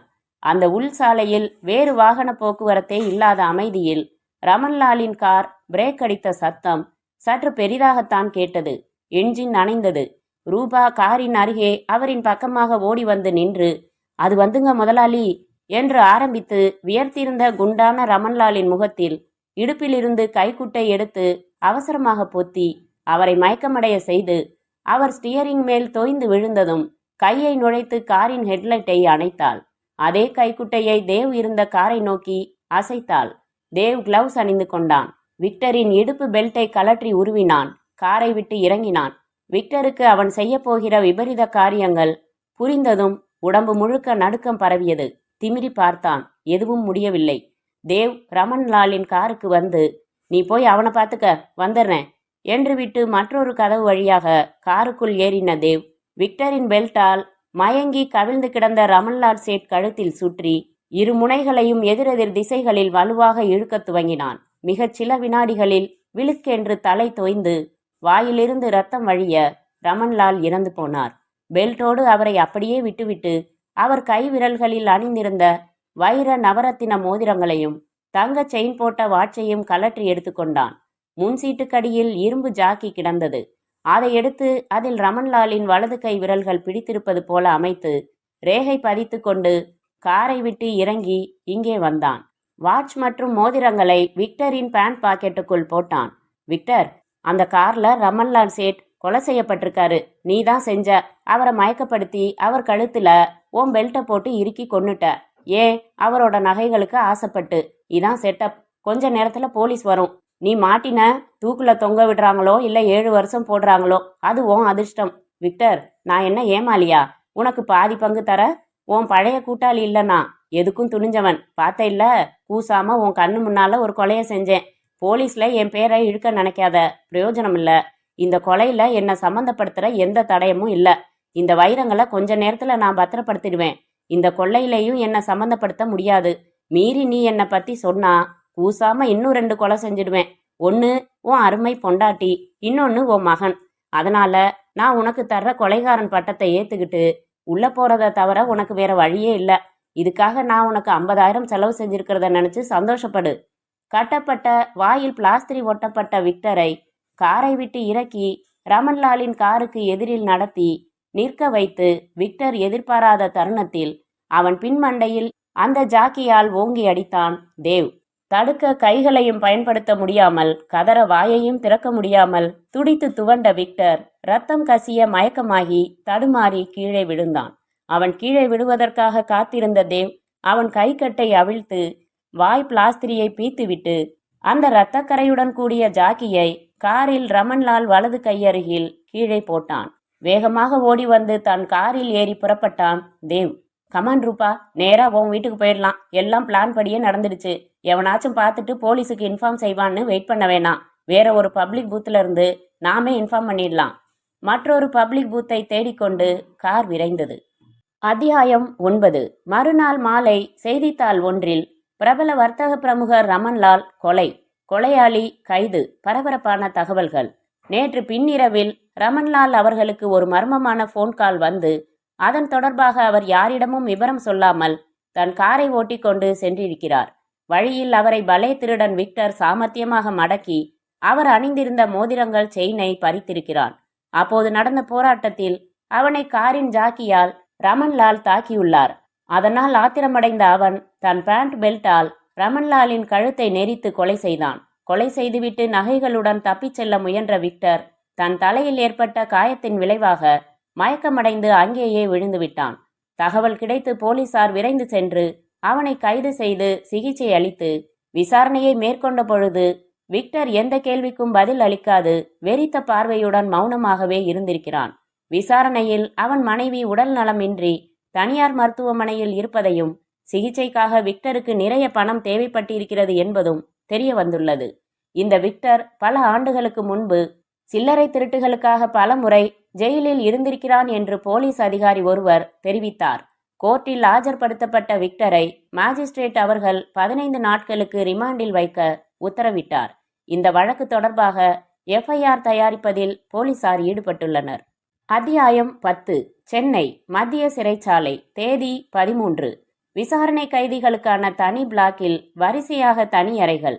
அதில் ஒன்றில் சிமெண்ட் மேடை மேல் அமர்ந்து உயரத்தில் இருக்கும் வட்ட வெண்டிலேட்டரை வெறித்து பார்த்து கொண்டிருந்தான் விக்டர். மண்டையில் சிறிய கட்டு போடப்பட்டிருந்தது. அவனோடு அடைக்கப்பட்டிருந்த மற்றொருவன் பீடி புகைத்து கொண்டிருந்தான். அந்த மற்றவன் எழுந்து வந்து விக்டரின் தோளில் தட்டினான். நீ வந்ததுலேருந்து பார்க்குறேன், தவம் இருக்கிற முனிவர் மாதிரி தாவங்கொட்டைய பிடிச்சுக்கிட்டு ஒரே திக்குல பார்த்துக்கிட்டு இருக்கியே, ஜெயிலுக்கு புதுசா? விக்டர் மௌனமாக இருந்தான். புதுசுதான் போல் இருக்கு. கேஸ் என்ன? கில்லாடி வக்கீல் ஒருத்தன் இருக்கான் எனக்கு. துட்டு வெட்டினா போதும் கிழி கிழின்னு கிழிச்சிடுவான். ஜேப்படியா? ஆளை அடிச்சியா? சாராயம் கடத்தினியா? அட, என்னதான் செஞ்ச நீ? விக்டர் பதில் பேசவில்லை. என்ன நீ ஊமையா? காதாவது கேக்குமா? என் பேர் ஜெயபால். 16 தடவை ஜெயிலுக்கு வந்திருக்கேன். 3 மாசம் 1 மாசம்னு வச்சிருந்து விட்டுடுவாங்க. எல்லாரும் நம்ம தோஸ்துங்க தான். பாத்தியா, ஜெயிலுக்குள்ள பீடி அடிச்சுக்கிட்டு இருக்கேன். எப்படி? That is Jayapal. இந்த தடவை கேஸ் பெருசு. 2 வருஷம் தீட்டுவாங்களாம். 2 வருஷம் நம்மால முடியாதுன்னு சொல்லிட்டேன் வக்கீல் கிட்ட. 10,000 ஆகுமா? எதுக்கு? குற்றம் ருசுவாகலன்னு நீதிபதி சொல்லி என்னை விடுதலை பண்றதுக்கு. நான் சரின்னு சொல்லிட்டேன். என் பொண்டாட்டி பணம் புரட்டி வக்கீல்கிட்ட கொடுத்துட்டா. நாளைக்கு தீர்ப்பு சொல்றாரு ஜட்ஜு. தெரிஞ்ச தீர்ப்பு தான், விடுதலை தான். அதுல மாற்றம் இல்ல. நீ என்ன குத்தம் செஞ்ச? ரமன்லால் சேட்ட நான் கொலை செஞ்சிட்டதா வழக்கு என்றான் விக்டர். நீ செய்யலையா? இல்ல, ஒரு துரோகி என்னை மாட்டி விட்டுட்டான். அதான பார்த்தேன். உன்னை பார்த்தா கொலை செய்யற மூஞ்சியா தெரியலையே. என்ன செய்ய போற? எதிர் வழக்காட போறியா? யார் வக்கீல்? எனக்கு இந்த தண்டனை வழக்கு இதை பத்தி எல்லாம் இப்ப அக்கறை இல்ல. அந்த துரோகிய பழி வாங்குற சிந்தனை கூட இல்ல. வேற என்ன சிந்தனை? இங்கிருந்து தப்பிக்கணும். தப்பிச்சுட்டா போலீஸ் விட்டுடுமா? என் பொண்டாட்டிக்கு ஆப்ரேஷன் ஆகி அவ பிழைச்சதுக்கு அப்புறம் எனக்கு எந்த தண்டனை கிடைச்சாலும் பரவாயில்ல. 17ஆம் தேதி அவளுக்கு ஒரு பெரிய ஆப்ரேஷன் நடக்க ஏற்பாடாகி இருக்கு. 16ஆம் தேதி அதுக்குண்டான பணத்தோட நான் வர்றதா சொல்லி இருந்தேன். பணத்துக்கான ஏற்பாடு ஆயிடுச்சு. ஒரு இடத்துல பத்திரமா இருக்கு. ஆனா அதை நான் போய் தான் எடுத்துக்க முடியும். என்னை பார்க்க வந்த மச்சான அனுமதிக்க மாட்டேன்னுட்டாங்க. எனக்கு என்ன செய்யறதுனே தெரியல என்ற விக்டரின் கண்களில் இருந்து கண்ணீர் வழிந்தது. ஜெயபால் அவனை உற்று பார்த்தான். அழற ஆம்பளைய இதுவரைக்கும் நான் பார்த்ததில்லப்பா. இதை பாரு, என்ன இங்க இருந்து நீ தப்பணும், அவ்வளவுதானே? ஆமா, முடியுமா? முடியாதது எதுவும் இல்லப்பா. எனக்கு ஒரு 5000 பணம் தர்றதானா அட்டகாசமான ஐடியா தந்து நீ தப்பிச்சு பத்திரமா ஒரு இடத்துல தங்குறதுக்கும் ஏற்பாடு செய்றேன். விக்டரின் கண்கள் மலர்ந்தன. உன்னால முடியுமா? முடியாதத நான் சொல்றதில்ல. என்ன, பணம் தரியா? தப்பிச்சு வந்தப்புறம் தரேன். நம்புறேன். என்ன ஏமாத்தவே முடியாது. நாளை காலையில 11 மணிக்குள்ள என்ன விடுதலை பண்ணி தீர்ப்பு சொல்லிடுவாங்க. அப்புறம் நான் ஃப்ரீ ஆயிடுவேன். நாளைக்கு சாயங்காலம் நீ தப்புற. வெளியில அதுக்கான ஏற்பாடுகளை நான் பாத்துக்கிறேன். இங்க ஜெயிலுக்குள்ள நீ செய்ய வேண்டிய வேலைகள் கொஞ்சம் இருக்கு. அத கச்சிதமா செஞ்சா நீ தப்பிச்சு விடுதலை ஆயிடலாம் என்றான் ஜெயபால். அதென்ன ஏற்பாடுகள்? ஜெயபால் வரிசையாக சொல்லத் துவங்கினான். அத்தியாயம் 11. மறுநாள் 14ஆம் தேதி காலை 11 மணிக்கு ஜெயபால் விடுதலை செய்யப்பட்டான். உடனே தன் வக்கீலுக்கு நன்றி சொல்லிவிட்டு பொது தொலைபேசியில் இருந்து விக்டரின் மனைவி இருக்கும் அந்தோனி ஹாஸ்பிட்டலுக்கு ஃபோன் செய்தான். ரூம் நம்பர் 17ல இருக்கிற பேஷண்ட் மிஸ்ஸஸ் மேரியோட பிரதர் தாஸ் கூட பேசணும் என்றான் ஜெயபால். ஒரு நிமிட காத்திருப்புக்கு பிறகு, ஹலோ, தாஸ் பேசுறேன். என் பேர் ஜெயபால். என்ன உங்களுக்கு தெரியாது? நேத்து நான் ஜெயிலில் இருந்தேன். இன்னைக்கு விடுதலையானேன். உங்க மச்சான் விக்டர் உங்களோட என்ன ஃபோன்ல பேசி சில விவரங்கள் சொல்ல சொன்னாரு. சொல்லுங்க. செய்யாத கொலைக்கு தண்டனை வாங்கி தந்து துரோகம் பண்ணிட்டானா தேவ். ஆனா அவனை உங்க மச்சான் ஒரு வகையில ஏமாத்திட்டாராம். ஆபரேஷனை தள்ளி வைக்க கூடாதான். பேசின 17ஆம் தேதி உங்க அக்காவுக்கு ஆபரேஷன் நடக்க ஏற்பாடு செய்ய சொன்னாரு. அது எப்படி பணம் இல்லாம நடக்கும்? 16ஆம் தேதி சொன்னபடி பணத்தோட உங்க மச்சான் வருவாரு. ஜெயில்ல இருக்கிறவர் எப்படி வருவாரு? வருவாரு. ஏன்னா இன்னைக்கு அவர் ஜெயில்ல இருந்து தப்பிக்க போறாரு. என்னது? ஆமா, ரகசியமா வச்சுக்கங்க. நான் தான் அதுக்கு ஐடியா சொன்னேன். உதவியும் பண்ண போறேன். தப்பிச்சு வந்து ஒரு ரகசியமான இடத்துல இருப்பாரு. பணத்துக்கு ஏற்கனவே ஏற்பாடு செஞ்சுட்டாரா. அவர் நேர்ல வரலன்னாலும் 16ஆம் தேதி பணம் எப்படியும் உங்க கைக்கு வந்து சேரும்னு சொல்ல சொன்னாரு. அப்புறம் போலீஸ் வந்து விசாரிச்சா தேவ் பத்தி எதுவும் உளறிட வேணாம்னு சொல்ல சொன்னாரு. கூடுமான வரைக்கும் உங்க அக்காவுக்கு விக்டர் கொலை குற்றம் சாட்டப்பட்டு ஜெயில்ல இருக்கிற விஷயம் தெரியாம பாத்துக்க சொன்னாரு. அக்காவுக்கு இந்த நிமிஷம் வரைக்கும் தெரியாது. டாக்டருக்கு தெரியும். அவர்கிட்ட சொல்லி யாரையும் என் அக்காவுக்கு உண்மை சொல்லிட வேணாம்னு கேட்டுக்கிட்டேன். படுத்தே கிடக்கிற அக்காவை பொறுத்த வரைக்கும் மச்சான் ஆபரேஷனுக்காக பணம் ஏற்பாடு செய்யறதுல அலைஞ்சுகிட்டு இருக்காருன்னு தான் தெரியும். அப்புறம் இன்னும் ஒரு விஷயம் சொல்ல மறந்துட்டேன். சேட்டுக்கிட்ட அடகு வச்ச நகைகளை அவர்கிட்டயே வித்து அசல் வட்டி போக பாக்கிய ரொக்கமா வாங்கி உங்களை வச்சுக்க சொன்னாரு. அதுல 5000 எனக்கு தர வேண்டி இருக்கும். எதுக்கு? ஓசில உங்க மச்சானுக்கு உதவுறதுக்கு நான் என்ன எங்க அக்காவையா கட்டி கொடுத்துருக்கேன்? சொல்ல சொன்ன விஷயம் எல்லாம் சொல்லிட்டேன். வச்சிடவா? ஜெயபால் போனை வைத்துவிட்டு வெளியே வந்தான். மாலையில் ஒரு கார் வேண்டும். அம்பாசிடரா, ஃபியட்டா, மாருதியா? எதை திருடலாம் என்று யோசித்துக் கொண்டே நடந்தான் ஜெயபால். அதே தினத்தில் மாலை சிறைச்சாலையில் உணவுக்காக மணியடித்து கைதிகள் தட்டு டம்ளருடன் உள் மைதானத்தில் வரிசையாக நிறுத்தப்பட்டார்கள். சாப்பிட்டுவிட்டு கை கழுவும் பைப்பில் தன் தட்டை கழுவிக்கொண்ட விக்டர் வாய் நிறைய தண்ணீர் எடுத்து கொப்புளித்து அந்த உயரமான எடுப்பான தேகம் கொண்ட ஜெயபால் குறிப்பிட்டு அடையாளம் காட்டிய கொலை குற்றவாளி நடேசன் தன்னை கடக்க காத்திருந்து சரியாக அவன் முகத்தில் துப்பினான். டேய் என்று கத்திக்கொண்டே ஆவேசமாய் திரும்பினான் நடேசன். தெரியாம ஆயிடுச்சுங்க என்றான் விக்டர். என்னடா என்று கெட்ட வார்த்தைகளை சரமாரியாக அவன் பொழிய விக்டர் மறுபடி தண்ணீர் மொண்டு வாயில் ஊற்றி கொப்புளித்து கைத்தட்டி அவனை அருகில் அழைத்து மறுபடி முகத்தில் துப்பினான். என்னடா செய்வ என்று நெஞ்சை நிமிர்த்தினான் விக்டர். நடேசன் பெருங்கூச்சலுடன் விக்டர் மேல் பாய்ந்தான். அதற்காக காத்திருந்து அவன் சண்டை போட வேண்டும் என்று எதிர்பார்த்த விக்டர் பதிலுக்கு தாக்க 2 பேரும் கடுமையாக உருண்டு புரண்டு மோதி சண்டையிட்டு அதிகாரிகள் வந்து இருவரையும் விலக்கிய போது நடேசனை விட விக்டருக்கு உடம்பில் அங்கங்கே இரத்த காயங்கள் ஏற்பட்டிருக்க விக்டர் தன் நெஞ்சை கெட்டியாக பிடித்து கொண்டு ஐயோ அம்மா என்று கத்த துவங்கினான். அந்த வேன் சாலையில் விரைந்து கொண்டிருந்தது. அரசாங்க ஆஸ்பத்திரியை நோக்கி. உள்ளே 2 கான்ஸ்டபிள்கள் துப்பாக்கி சகிதம் அமர்ந்திருக்க நடுவில் கையில் விலங்கிடப்பட்ட விக்டர் தளர்ந்து போய் கைதி உடை அங்கங்கே கிழிந்திருக்க அமர்ந்திருந்தான். வலைஜன்னல் வழியாக அவன் பார்வை அல்லாடியது. சற்று நேரத்தில் விக்டர் பிரகாசமானான். வேனுக்கு இணையாக அந்த அம்பாசிடர் கார் வந்து கொண்டிருந்தது. அதில் ஜெயபால் இருந்தான்.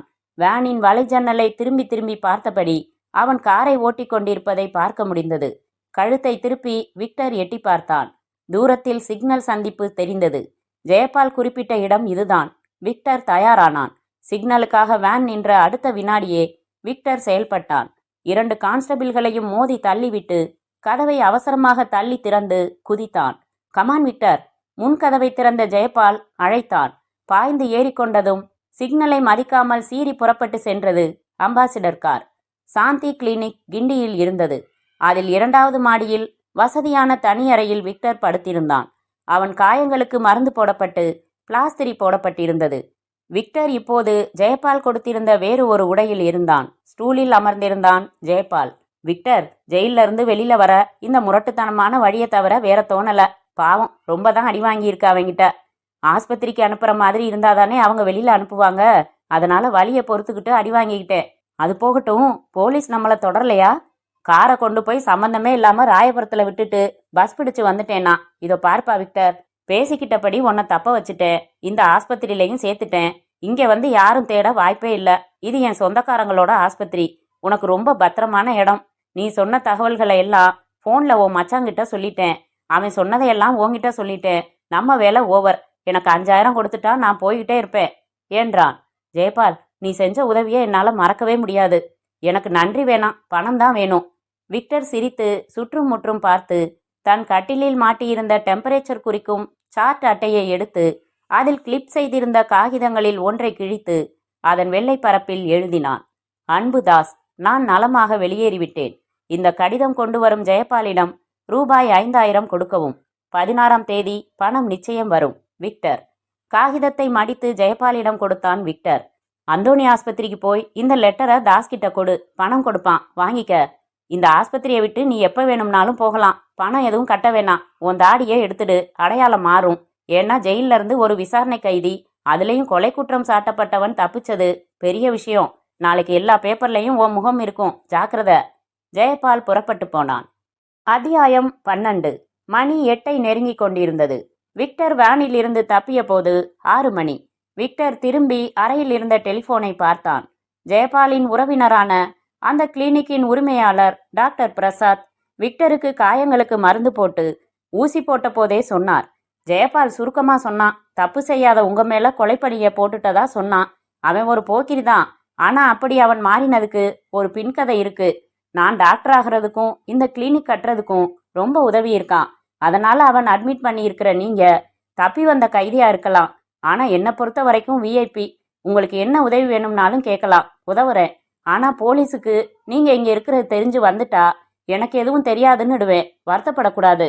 டாக்டர், இந்த போனை நான் பயன்படுத்திக்கிறதுக்கும் நாளைக்கு ராத்திரி வரைக்கும் இந்த ரூம்ல தங்குறதுக்கும் அனுமதி கொடுத்தா அது போதும்.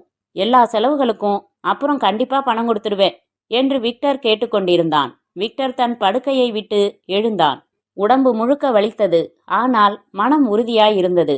வாட்டர் டேங்கில் மிதந்து கொண்டிருக்கும் ஒரிஜினல் வைரங்களை கைப்பற்ற வேண்டும். அதை பணமாக மாற்ற வேண்டும்.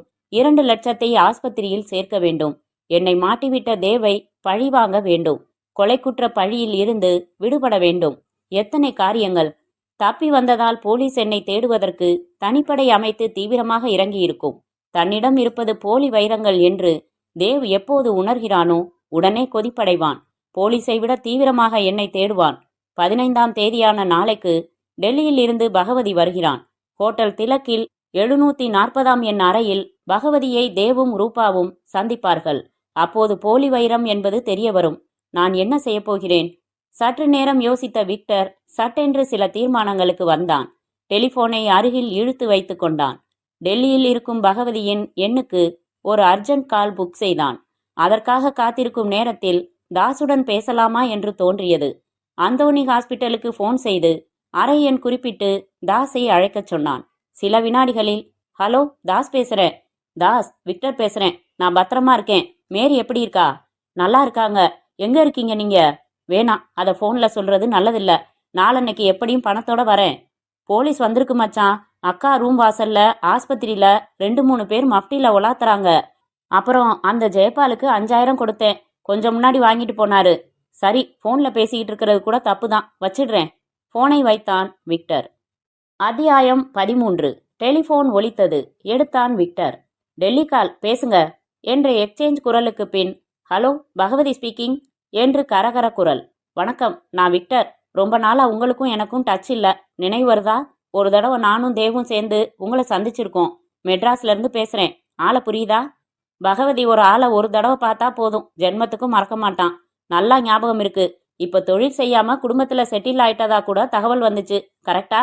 இல்லாடிதான் நீங்க. ஒரு ரொம்ப முக்கியமான விஷயம் சொல்லத்தான் கூப்பிட்டேன். செய்யற தொழில் தப்பா இருந்தாலும் அதுலயும் ஒரு நேர்மை இருக்கணுங்கிறது என் பாலிசி. பகவதி சார், நாளை காலையில ஃப்ளைட்ல புறப்பட்டு நீங்க மெட்ராஸ் வரீங்க. ஹோட்டல் திலக்ல 740ஆம் நம்பர் ரூம்ல தங்குறீங்க. தேவ் உங்களை டைமண்டோட பாக்குறான். அதுக்கான பணத்தோட நீங்க வரீங்க.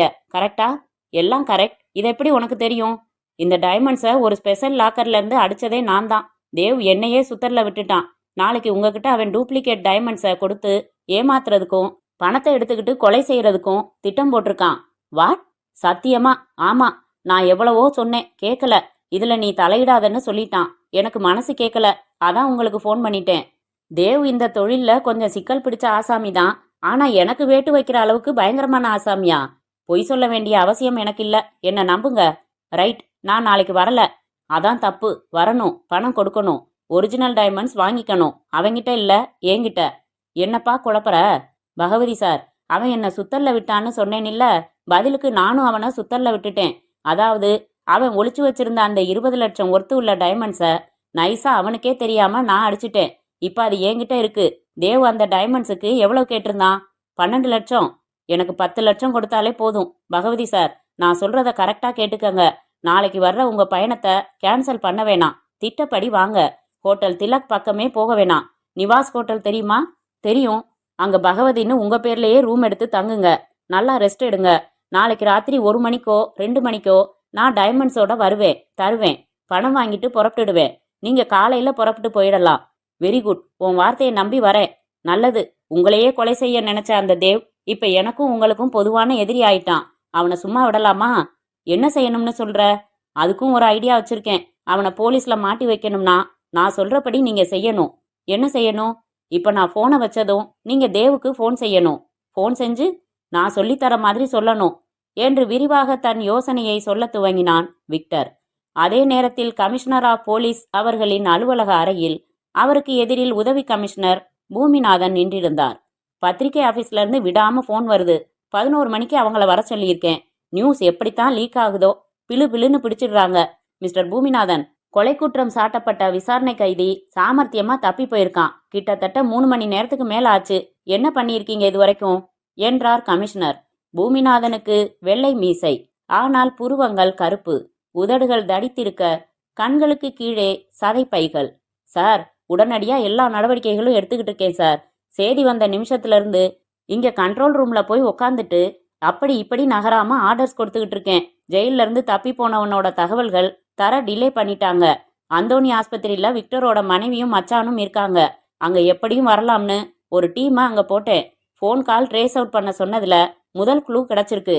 சப் இன்ஸ்பெக்டர் முத்தையா இப்ப நேர்ல வந்து கேசட் கொடுத்தாரு. கொஞ்சம் முன்னாடி எங்கிருந்தோ விக்டர் தன் மச்சான் தாஸோட போன்ல பேசியிருக்கான். தாஸுக்கு விக்டர் இருக்கிற இடம் தெரியல. விக்டர் லெட்டர் கொடுத்து அனுப்பி ஜெயபால்னு ஒருத்தன் தாஸை சந்திச்சு 5000 பணம் வாங்கிட்டு போயிருக்கான். தாஸை இன்னும் கடுமையா விசாரிக்க சொல்லியிருக்கேன்.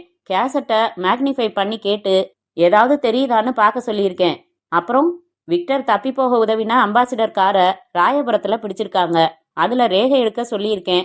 அது திருடப்பட்ட கார்னு தெரியுது. அந்த கார்ல ஏதாவது தடயம் இருக்கா?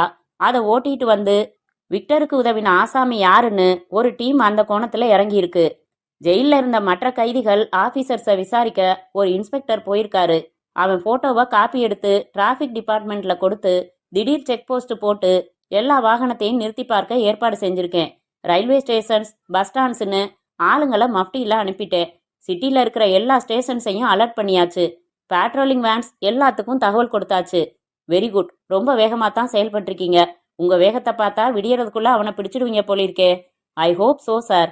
சென்ட்ரல் ஜெயில இருந்து சுலபமா தப்பலாம் போலிருக்கேன்னு ஜனங்க கிண்டல் பேசுறாங்க. அதனாலதான் இவனை பிடிச்சிடணும்னு ஒரு வைராக்கியத்தோட இறங்கிட்டேன் என்றார் பூமிநாதன். மேஜை மேல் இருந்த இன்டர்காம் ஒலித்து கமிஷனர் எடுத்து பேசினார். உங்களை கண்ட்ரோல் ரூமுக்கு வர சொல்றாங்க, போங்க என்றார். பூமிநாதன் புறப்பட்டு கண்ட்ரோல் அறைக்கு வர வயர்லெஸில் இன்ஸ்பெக்டர் பூபதி காத்திருந்தார். பூமிநாதன் ஹெட்போன் மாட்டி ஸ்பீக்கர் ஆன் செய்து கொண்டு பூமிநாதன் பேசுறேன், ஓவர் என்றார்.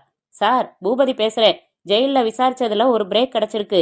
விக்டரை அடைச்சு வச்சிருந்த ரூம்ல அவனோட இருந்தவன் பேர் ஜெயபால். அவன் நம்ம ரெக்கார்ட்ஸ்ல உள்ள ஒரு கிரிமினல். அவன் இன்னைக்கு காலையில வேற ஒரு கேஸ் ப்ரூவ் ஆகாம ரிலீஸ் ஆயிருக்கான். அவன் கார் திருடுறதுலையும் எக்ஸ்பர்ட். அதனால விக்டர் தப்பி போக அவன் தான் அந்த அம்பாசிடர் காரை திருடி எடுத்துக்கிட்டு வந்து உதவி செஞ்சிருக்கணும்னு நினைக்கிறேன். இப்ப அந்த ஜெயபாலை தேடி அவன் விலாசத்துக்கு போய்கிட்டு இருக்கேன். Over. Very good mister Bhoopathi. சந்தேகமே இல்ல. ஜெயபால் தான் உதவி செஞ்சிருக்கான். அதுக்காக மச்சானை பார்த்து 5000 பணம் வாங்கிட்டு போயிருக்கான். அதனால அவனை பிடிச்சு பக்கத்துல ஏதாச்சும் ஸ்டேஷன்ல வச்சு 4 வாங்குங்க. விக்டர் எங்க இருக்கான்னு கக்கிடுவான். Over. Okay sir, over. Boominathan ஹெட்போனை கழட்டி விட்டு பெருமூச்சு விட்டு ஒரு கத்திரிக்கோல் சிகரெட் புகைத்து மின்டீ போட்டு நாற்றம் துடைத்து துப்பிவிட்டு மறுபடி கமிஷனர் அறைக்கு நடந்தார். அத்தியாயம் 14. ஹலோ என்றான் தேவ் ஒலித்த போனை எடுத்து. டெல்லியிலேருந்து பகவதி பேசுகிறேன். ஹலோ பகவதி சார், சொல்லுங்க. தேவ், நாளைக்கு நான் புறப்பட்டு மெட்ராஸ் வரதா பிளான் இருந்துச்சு இல்லையா? அதில் ஒரு சின்ன மாற்றம். என்ன? என்னோட ஆள் ஒருத்தன் வரான். எனக்கு டெல்லியில் முக்கியமான வேலை இருக்கு. வர்றவனை ஏர்போர்ட்டில் ரிசீவ் பண்ண வேணாம். காலையில் அவன் 11 மணிக்கு ஹோட்டல் திலக் ரூம் நம்பர் 740க்கு வருவான். அப்போ நீங்கள் அங்கே டைமண்டோட இருங்க. அவன் பணத்தோட வருவான். பொருள் கைமாறினதும் உடனே புறப்படுவான். அவன் அங்கிருந்து கார்ல பெங்களூர் போறான். வர்றவன் பேர் ஷியாம். நம்பிக்கையான ஆசாமி. கோடு வார்த்தையா அவனை விமானம் கடல்ல போகுமான்னு கேட்கணும். அவன் பதிலுக்கு கப்பல் வானத்துல பறக்குமான்னு கேட்பான். ஓகே? யார் வந்தா என்ன? ஓகே என்றான் தேவ். ரிசீவரை வைத்துவிட்டு மிச்ச பீரை குடிக்க துவங்கினான். இன்ஸ்பெக்டர் பூபதி தேடிச் சென்ற விலாசத்தில் இருந்து ஜெயபால் காலி செய்து பல மாதங்களாயிற்று என்றார்கள். ஜெயபால் வழக்கமாக சீட்டு விளையாட செல்லும் கிளப் எது என்று தகவல் சொன்னான் பக்கத்து வீட்டுக்காரன். பூபதி ஜீப்பை அந்த கிளப்புக்கு திருப்பினார். அமைதி இல்லாத அந்த கிளப்பில் 3 தனித்தனி மேஜைகள் போட்டு சீட்டு விளையாடி புகை ஊதி கொண்டிருந்தவர்கள் பூபதியை பார்த்ததும் அவசரமாக எழுந்து கொண்டார்கள். உக்காருங்க, நான் ரெய்டுக்காக வரல. ரவுடி ஜெயபாலுக்கு யார் ஃப்ரெண்டு? வந்து ஒரு கையெழுத்து போட்டா அவனை அழைச்சிக்கிட்டு போகலாம். இப்ப அவன் என் கஸ்டடியில இருக்கான். அவன் தான் சொன்னான் இந்த கிளப்ல இருக்கிற அவன் ஃப்ரெண்டுக்கு தகவல் தர சொல்லி. என்னோட வந்து யார் அவனை கூட்டிட்டு போறீங்க? வாங்க சீக்கிரம். மைக்கேல் என்பவன் எழுந்தான். நான் வரேன் சார். வா. அந்த மைக்கேலை தன் ஜீப்பில் தன் அருகில் அமர்த்தி புறப்பட்டதும், சொல்லுப்பா கண்ணா, ஜெயபால் எங்க இருக்கான் இப்போ என்றார். எங்க இருக்கானா? நீங்க தானே சார் உங்க கஸ்டடியில இருக்கிறதா சொன்னீங்க. இல்லன்னா நீ எழுந்து வருவியா என்று சொல்லிவிட்டு ஜீப்பை ஓரமாக நிறுத்தின பூபதி உடனே மைக்கேலின் முகத்தில் ஒரு குத்து விட்டார். சொல்டா ராஸ்கல், எங்க இருக்கான் அவன்? ஒரே குத்தில் அவனுக்கு ஒரு பல் உதட்டில் குத்தி ரத்தம் வந்தது. முறைத்தான். சரமாரியாக குத்துக்கள் விழுந்ததும், சொல்றேன், என்னை விட்டுடுங்க. வீடு காமி, அப்புறம் விடுறேன். கமான், வழி சொல்லு. மறுபடி ஸ்டார்ட் செய்து புறப்பட்டார் பூபதி. விக்டர் நீண்ட நேர யோசனைக்கு பின் தன் அடுத்த கட்ட நடவடிக்கையை செயல்படுத்த படுக்கை அருகே இருந்த அழைப்பு மணியை அழுத்தினான். வினாடிகளில் அவனை கவனித்துக் கொள்ளும் இன்சார்ஜ் நர்ஸ் வந்து, என்ன சார் என்றாள். வர்றப்ப கவனிச்சேன். வராந்தா கடைசியில காசு போட்டு பேசுற ஒரு பொது தொலைபேசி பொருத்தி இருந்துச்சு இங்க. அது ஒர்க் பண்ணுதா சிஸ்டர்? ஒர்க் பண்ணுதே. எனக்கு ₹1 காசு வேணும் சிஸ்டர். தரேன் என்று எடுத்து வந்து தந்தாள். விக்டர் காசுடன் பொது தொலைபேசி சாதனத்தை சமீபித்தான். அங்கே வைக்கப்பட்டிருந்த டைரக்டரியை புரட்டி பார்த்து எண் சுழற்றினான். ஹலோ, கமிஷனர் ஆஃப் போலீஸ் ஆபீஸுங்களா என்றான். எஸ். நீங்க யாரு? யாரோட பேசணும்? ஜெயில இருந்து இன்னைக்கு ஈவினிங் தப்பிச்சு போயிட்டானே ஒரு கைதி, அது சம்பந்தமா அந்த கேஸை விசாரிக்கிற பொறுப்பான அதிகாரி கிட்ட பேசணும். நீங்க யாரு? அது அவர்கிட்ட தான் சொல்ல முடியும். சில வினாடிகளுக்கு பிறகு, நான் அசிஸ்டன்ட் கமிஷனர் பூமிநாதன் பேசுறேன். யார் நீங்க என்று குரல் வந்தது. வணக்கம் சார், நான் தான் தப்பிச்சு வந்த விக்டர் பேசுறேன். வாட், விக்டரா? ஆமா, ஆளாளா பறந்து தேடிக்கிட்டு இருக்கிற அதே விக்டர் தான். நான் சில விஷயங்களை மனம் விட்டு பேச விரும்புறேன். ரமன்லால நான் கொலை செய்யல. நான் பழைய திருடன் தான். ஆனா இப்ப இல்ல. என் மேல கொலைப்பழி விழற மாதிரி செஞ்சுட்டான் ஒரு துரோகி. ரமன்லாலுக்கு ஆழ்வார்பேட்டையில ஒரு வீடு இருக்கு. அந்த வீட்டுல ஒரு லாக்கர் இருக்கு. அந்த லாக்கர்ல இருக்கிற வைரங்களை கொள்ளையடிக்க என் உதவி கேட்டான் அந்த துரோகி. பாதி பங்கு தரேன்னு சொன்னான். அதை நம்பி திறமையா கொள்ளையடிச்சு வைரங்களை அவங்கிட்ட சேர்த்தேன். ரமன்லால போன் செஞ்சு வரவழைச்சு என்னை கட்டி போட்டு என் பெல்ட்டால ரமன்லால் கழுத்துல சுத்தி என் கண்ணு முன்னால கொலை செஞ்சான் அவன். என் மண்டையில அடிச்சுட்டு கொலைப்பழி என் மேல விழணும்னு ரமன்லால் அடிச்ச மாதிரி செட்டப் பண்ணிட்டு போயிட்டான். இதான் உண்மை. ஆனா உங்க டிபார்ட்மெண்ட் என்ன கொலையாளியா கருதிடுச்சு. அந்த பழியில இருந்து தப்பிக்கிறதுக்காகத்தான் நான் ஜெயில இருந்து தப்பிச்சேன். என்னப்பா ரீல் விடுறியா? யார் அந்த துரோகி? அவனை ரொம்ப சாமர்த்தியமா மடக்கி பிடிக்க முடியும். நான் சொல்ற சில தகவல்களை வச்சு அவன் வாயிலிருந்தே ஒப்புதல் வாக்கு மூலம் வாங்க முடியும். அதுக்கப்புறம் என் வார்த்தைய நம்புவீங்க. என்ன சொல்ற? நாளைக்கு ஹோட்டல் திலக்ல ரூம் நம்பர் 740ல அவன் இருப்பான். 11 மணிக்கு டெல்லியில இருந்து வைரம் வாங்க பணத்தோட வர்ற ஷியாம்ங்கிறவனை அவன் எதிர்பார்க்கறான்.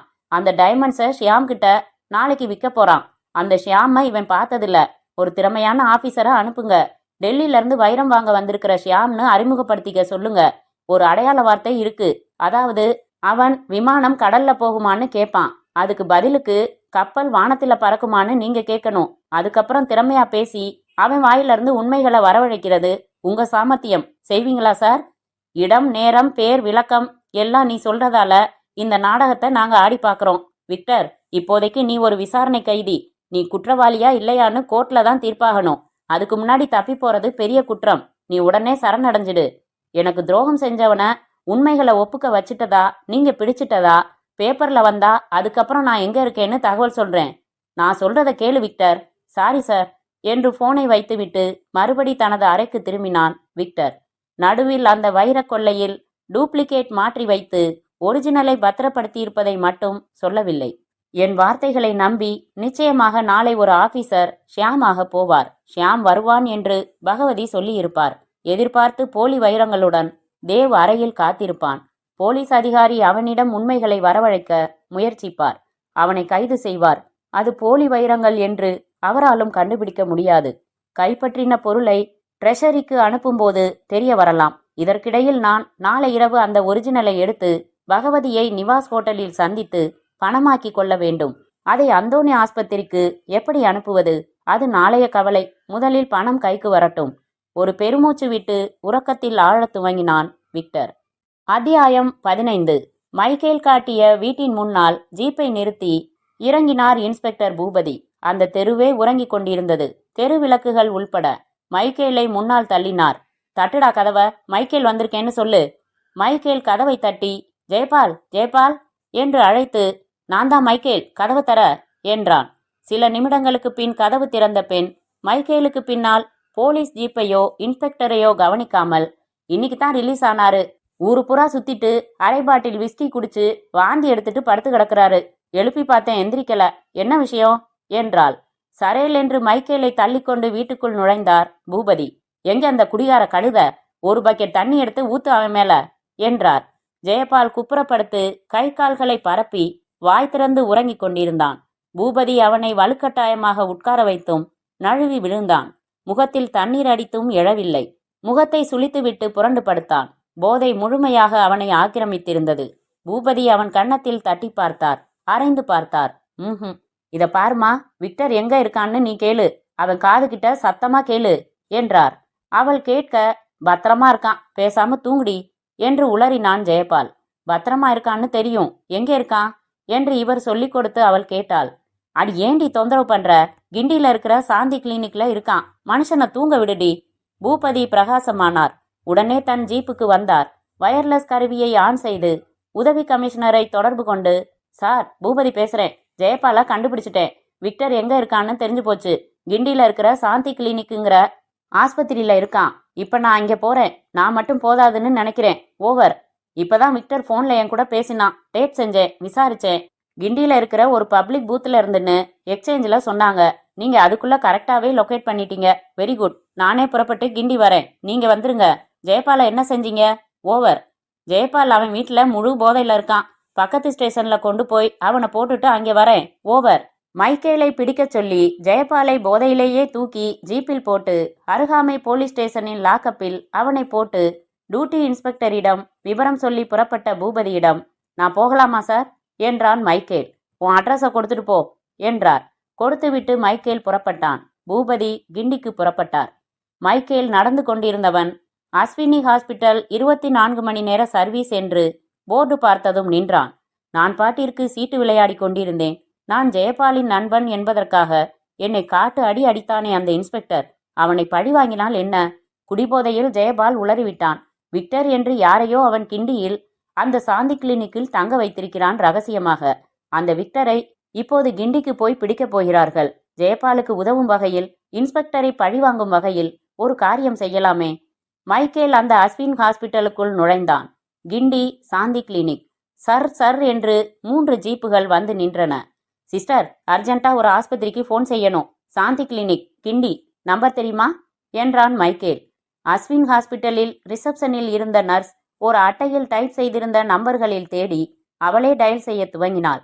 உதவி கமிஷனர் பூமிநாதன் மற்றும் துப்பாக்கிகளுடன் கான்ஸ்டபிள்கள் ஜீப்களில் இருந்து இறங்கினார்கள். தன் ஜீப்பை நிறுத்தி பூபதியும் இறங்கினார். எல்லோரும் சாந்தி கிளினிக் உள்ளே நடந்தார்கள். பேசுங்க என்று ரிசீவரை கொடுத்தாள் நர்ஸ். வாங்கின மைக்கேல், உங்க கிளினிக்ல இருக்கிற விக்டர்ங்கிற பேஷண்டோட நான் உடனே பேசணும் ப்ளீஸ் என்றான்.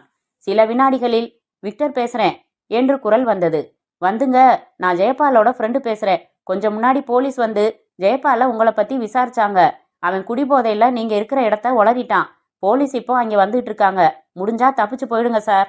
ரிசீவரை வைத்த மைக்கேலை மிரட்சியோடு பார்த்தாள் அந்த நர்ஸ்.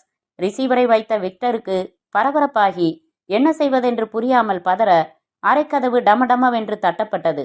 விக்டர் ஒரு ஜன்னலின் திரைச்சீலையை விலக்கி ஹாஸ்பிட்டல் வாசலில் போலீஸ் ஜீப்புகளை பார்த்து மேலும் பதறினான். சடார் என்று பாத்ரூமுக்கு ஓடி தாளிட்டு கொண்டு அங்கிருந்த செவ்வக ஜன்னலின் குறுக்கே உள்ளிருந்து செருகப்பட்டிருந்த கண்ணாடி பட்டைகளை அவசர அவசரமாக எடுத்து வைத்து ஒரே தாவலில் தன் உடலை அதற்குள் செலுத்தி மறுபுறம் சன்ஷேடில் குதித்து அங்கிருந்து மற்றொரு சன்ஷேடுக்கு தாவினான். அங்கிருந்து ஒரு மரத்தின் கிளைக்கு, கிளையில் இருந்து அடுத்த வீட்டின் மொட்டை மாடிக்கு, அங்கிருந்து மற்றொரு மாடி, ஓட்டுச்சரிவு என்று ஓடத் துவங்கினான் விக்டர்.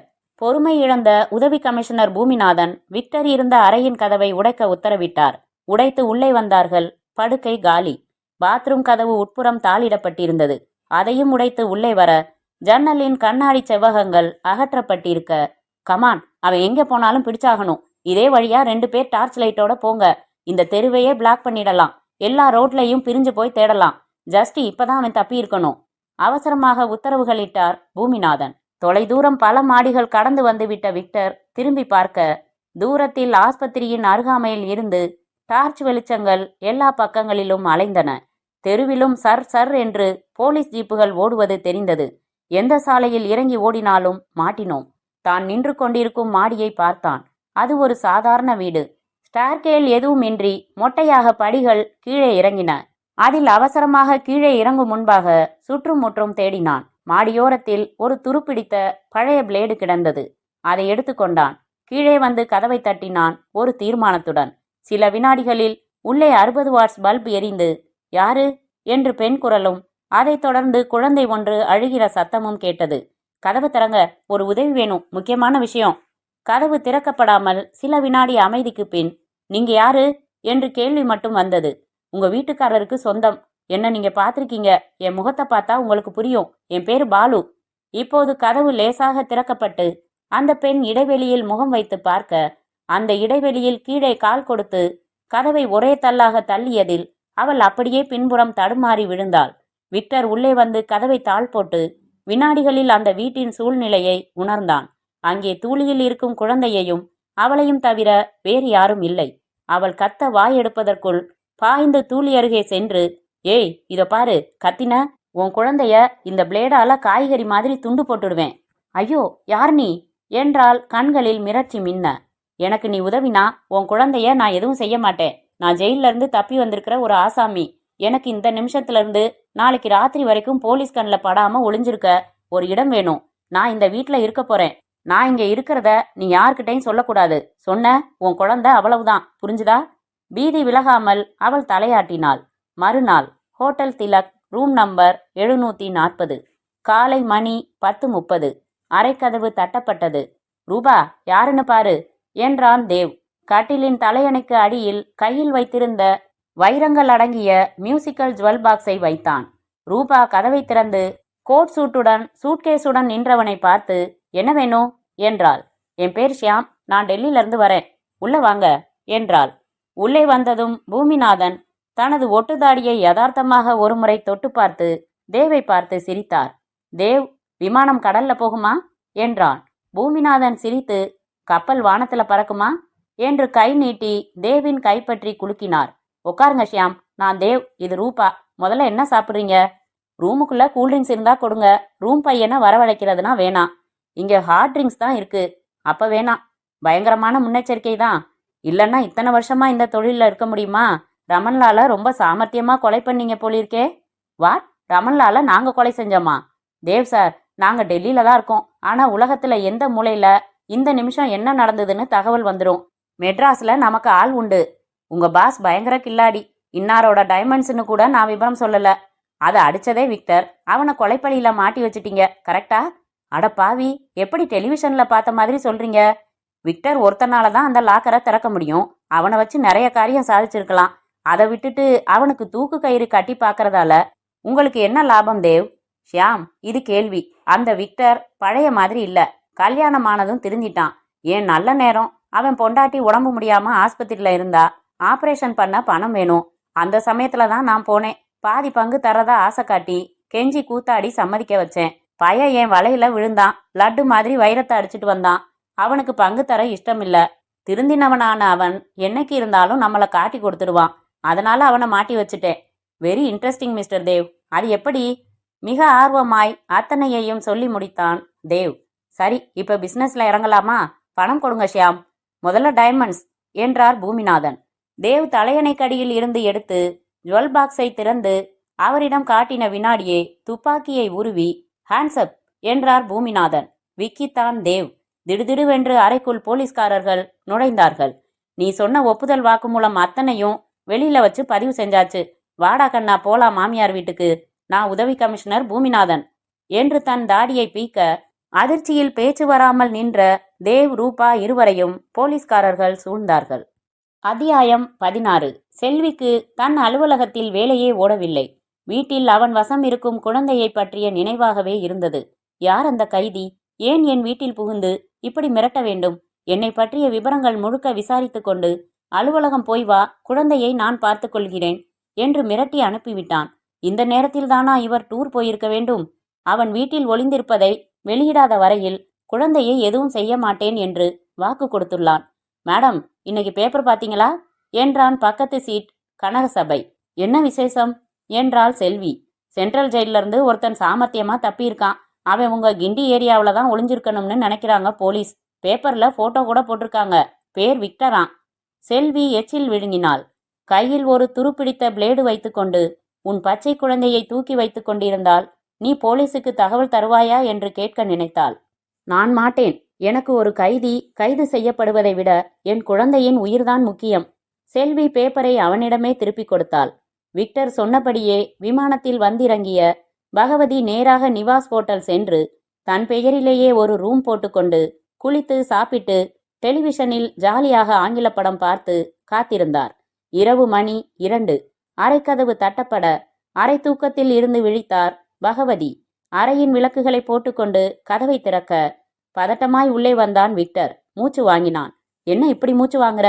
பேச நேரம் இல்ல சார். இந்தாங்க ஒரிஜினல் டைமண்ட்ஸ். பணம் கொண்டு வந்தீங்களா? வைரங்களை வாங்கி பார்த்து சோதித்த பின்னர் ஒரு சூட்கேஸை எடுத்து நீட்டினார் பகவதி. விக்டர் அதை திறந்து பார்த்தான். உள்ளே 100 ரூபாய் கட்டுகள். 10 லட்சம் சரியா இருக்கு. தேங்க்ஸ், ரொம்ப தேங்க்ஸ். நீங்க கார்ல புறப்பட்டுடுங்க. விக்டர் புறப்பட்டான். போலீஸ் என்னை அந்தோணி ஆஸ்பத்திரியில் எதிர்பார்க்கிறது. அதனால் நிறைய மப்டி போலீஸை நிறுத்தி வலை விரித்து காத்திருக்கிறது. ஆனால் நான் அங்கே போகப் போவதில்லை. விக்டர் ஆட்டோ அமர்த்தி கொண்டு இடம் சொன்னான். இரவு 2:45க்கு அவன் இறங்கிக் கொண்டது அந்தோணி அலுவலக ஆஸ்பத்திரியின் சீஃப் டாக்டரின் வீடு. ஆட்டோவை அனுப்பிவிட்டு பெல் அடித்தான். இரவு உடையுடன் வந்து கதவை திறந்து இவனை பார்த்த டாக்டர் ஆச்சரியப்பட்டார். உன்னை எப்படி பார்க்கறது, தகவல் சொல்றதுன்னு புரியாம நாங்க தவிச்சுக்கிட்டு இருந்தோம்ப்பா. நல்ல வேளை வந்துட்ட. சார், அதெல்லாம் பேச நேரம் இல்ல. போலீஸ் என்ன தேடிக்கிட்டு இருக்கு.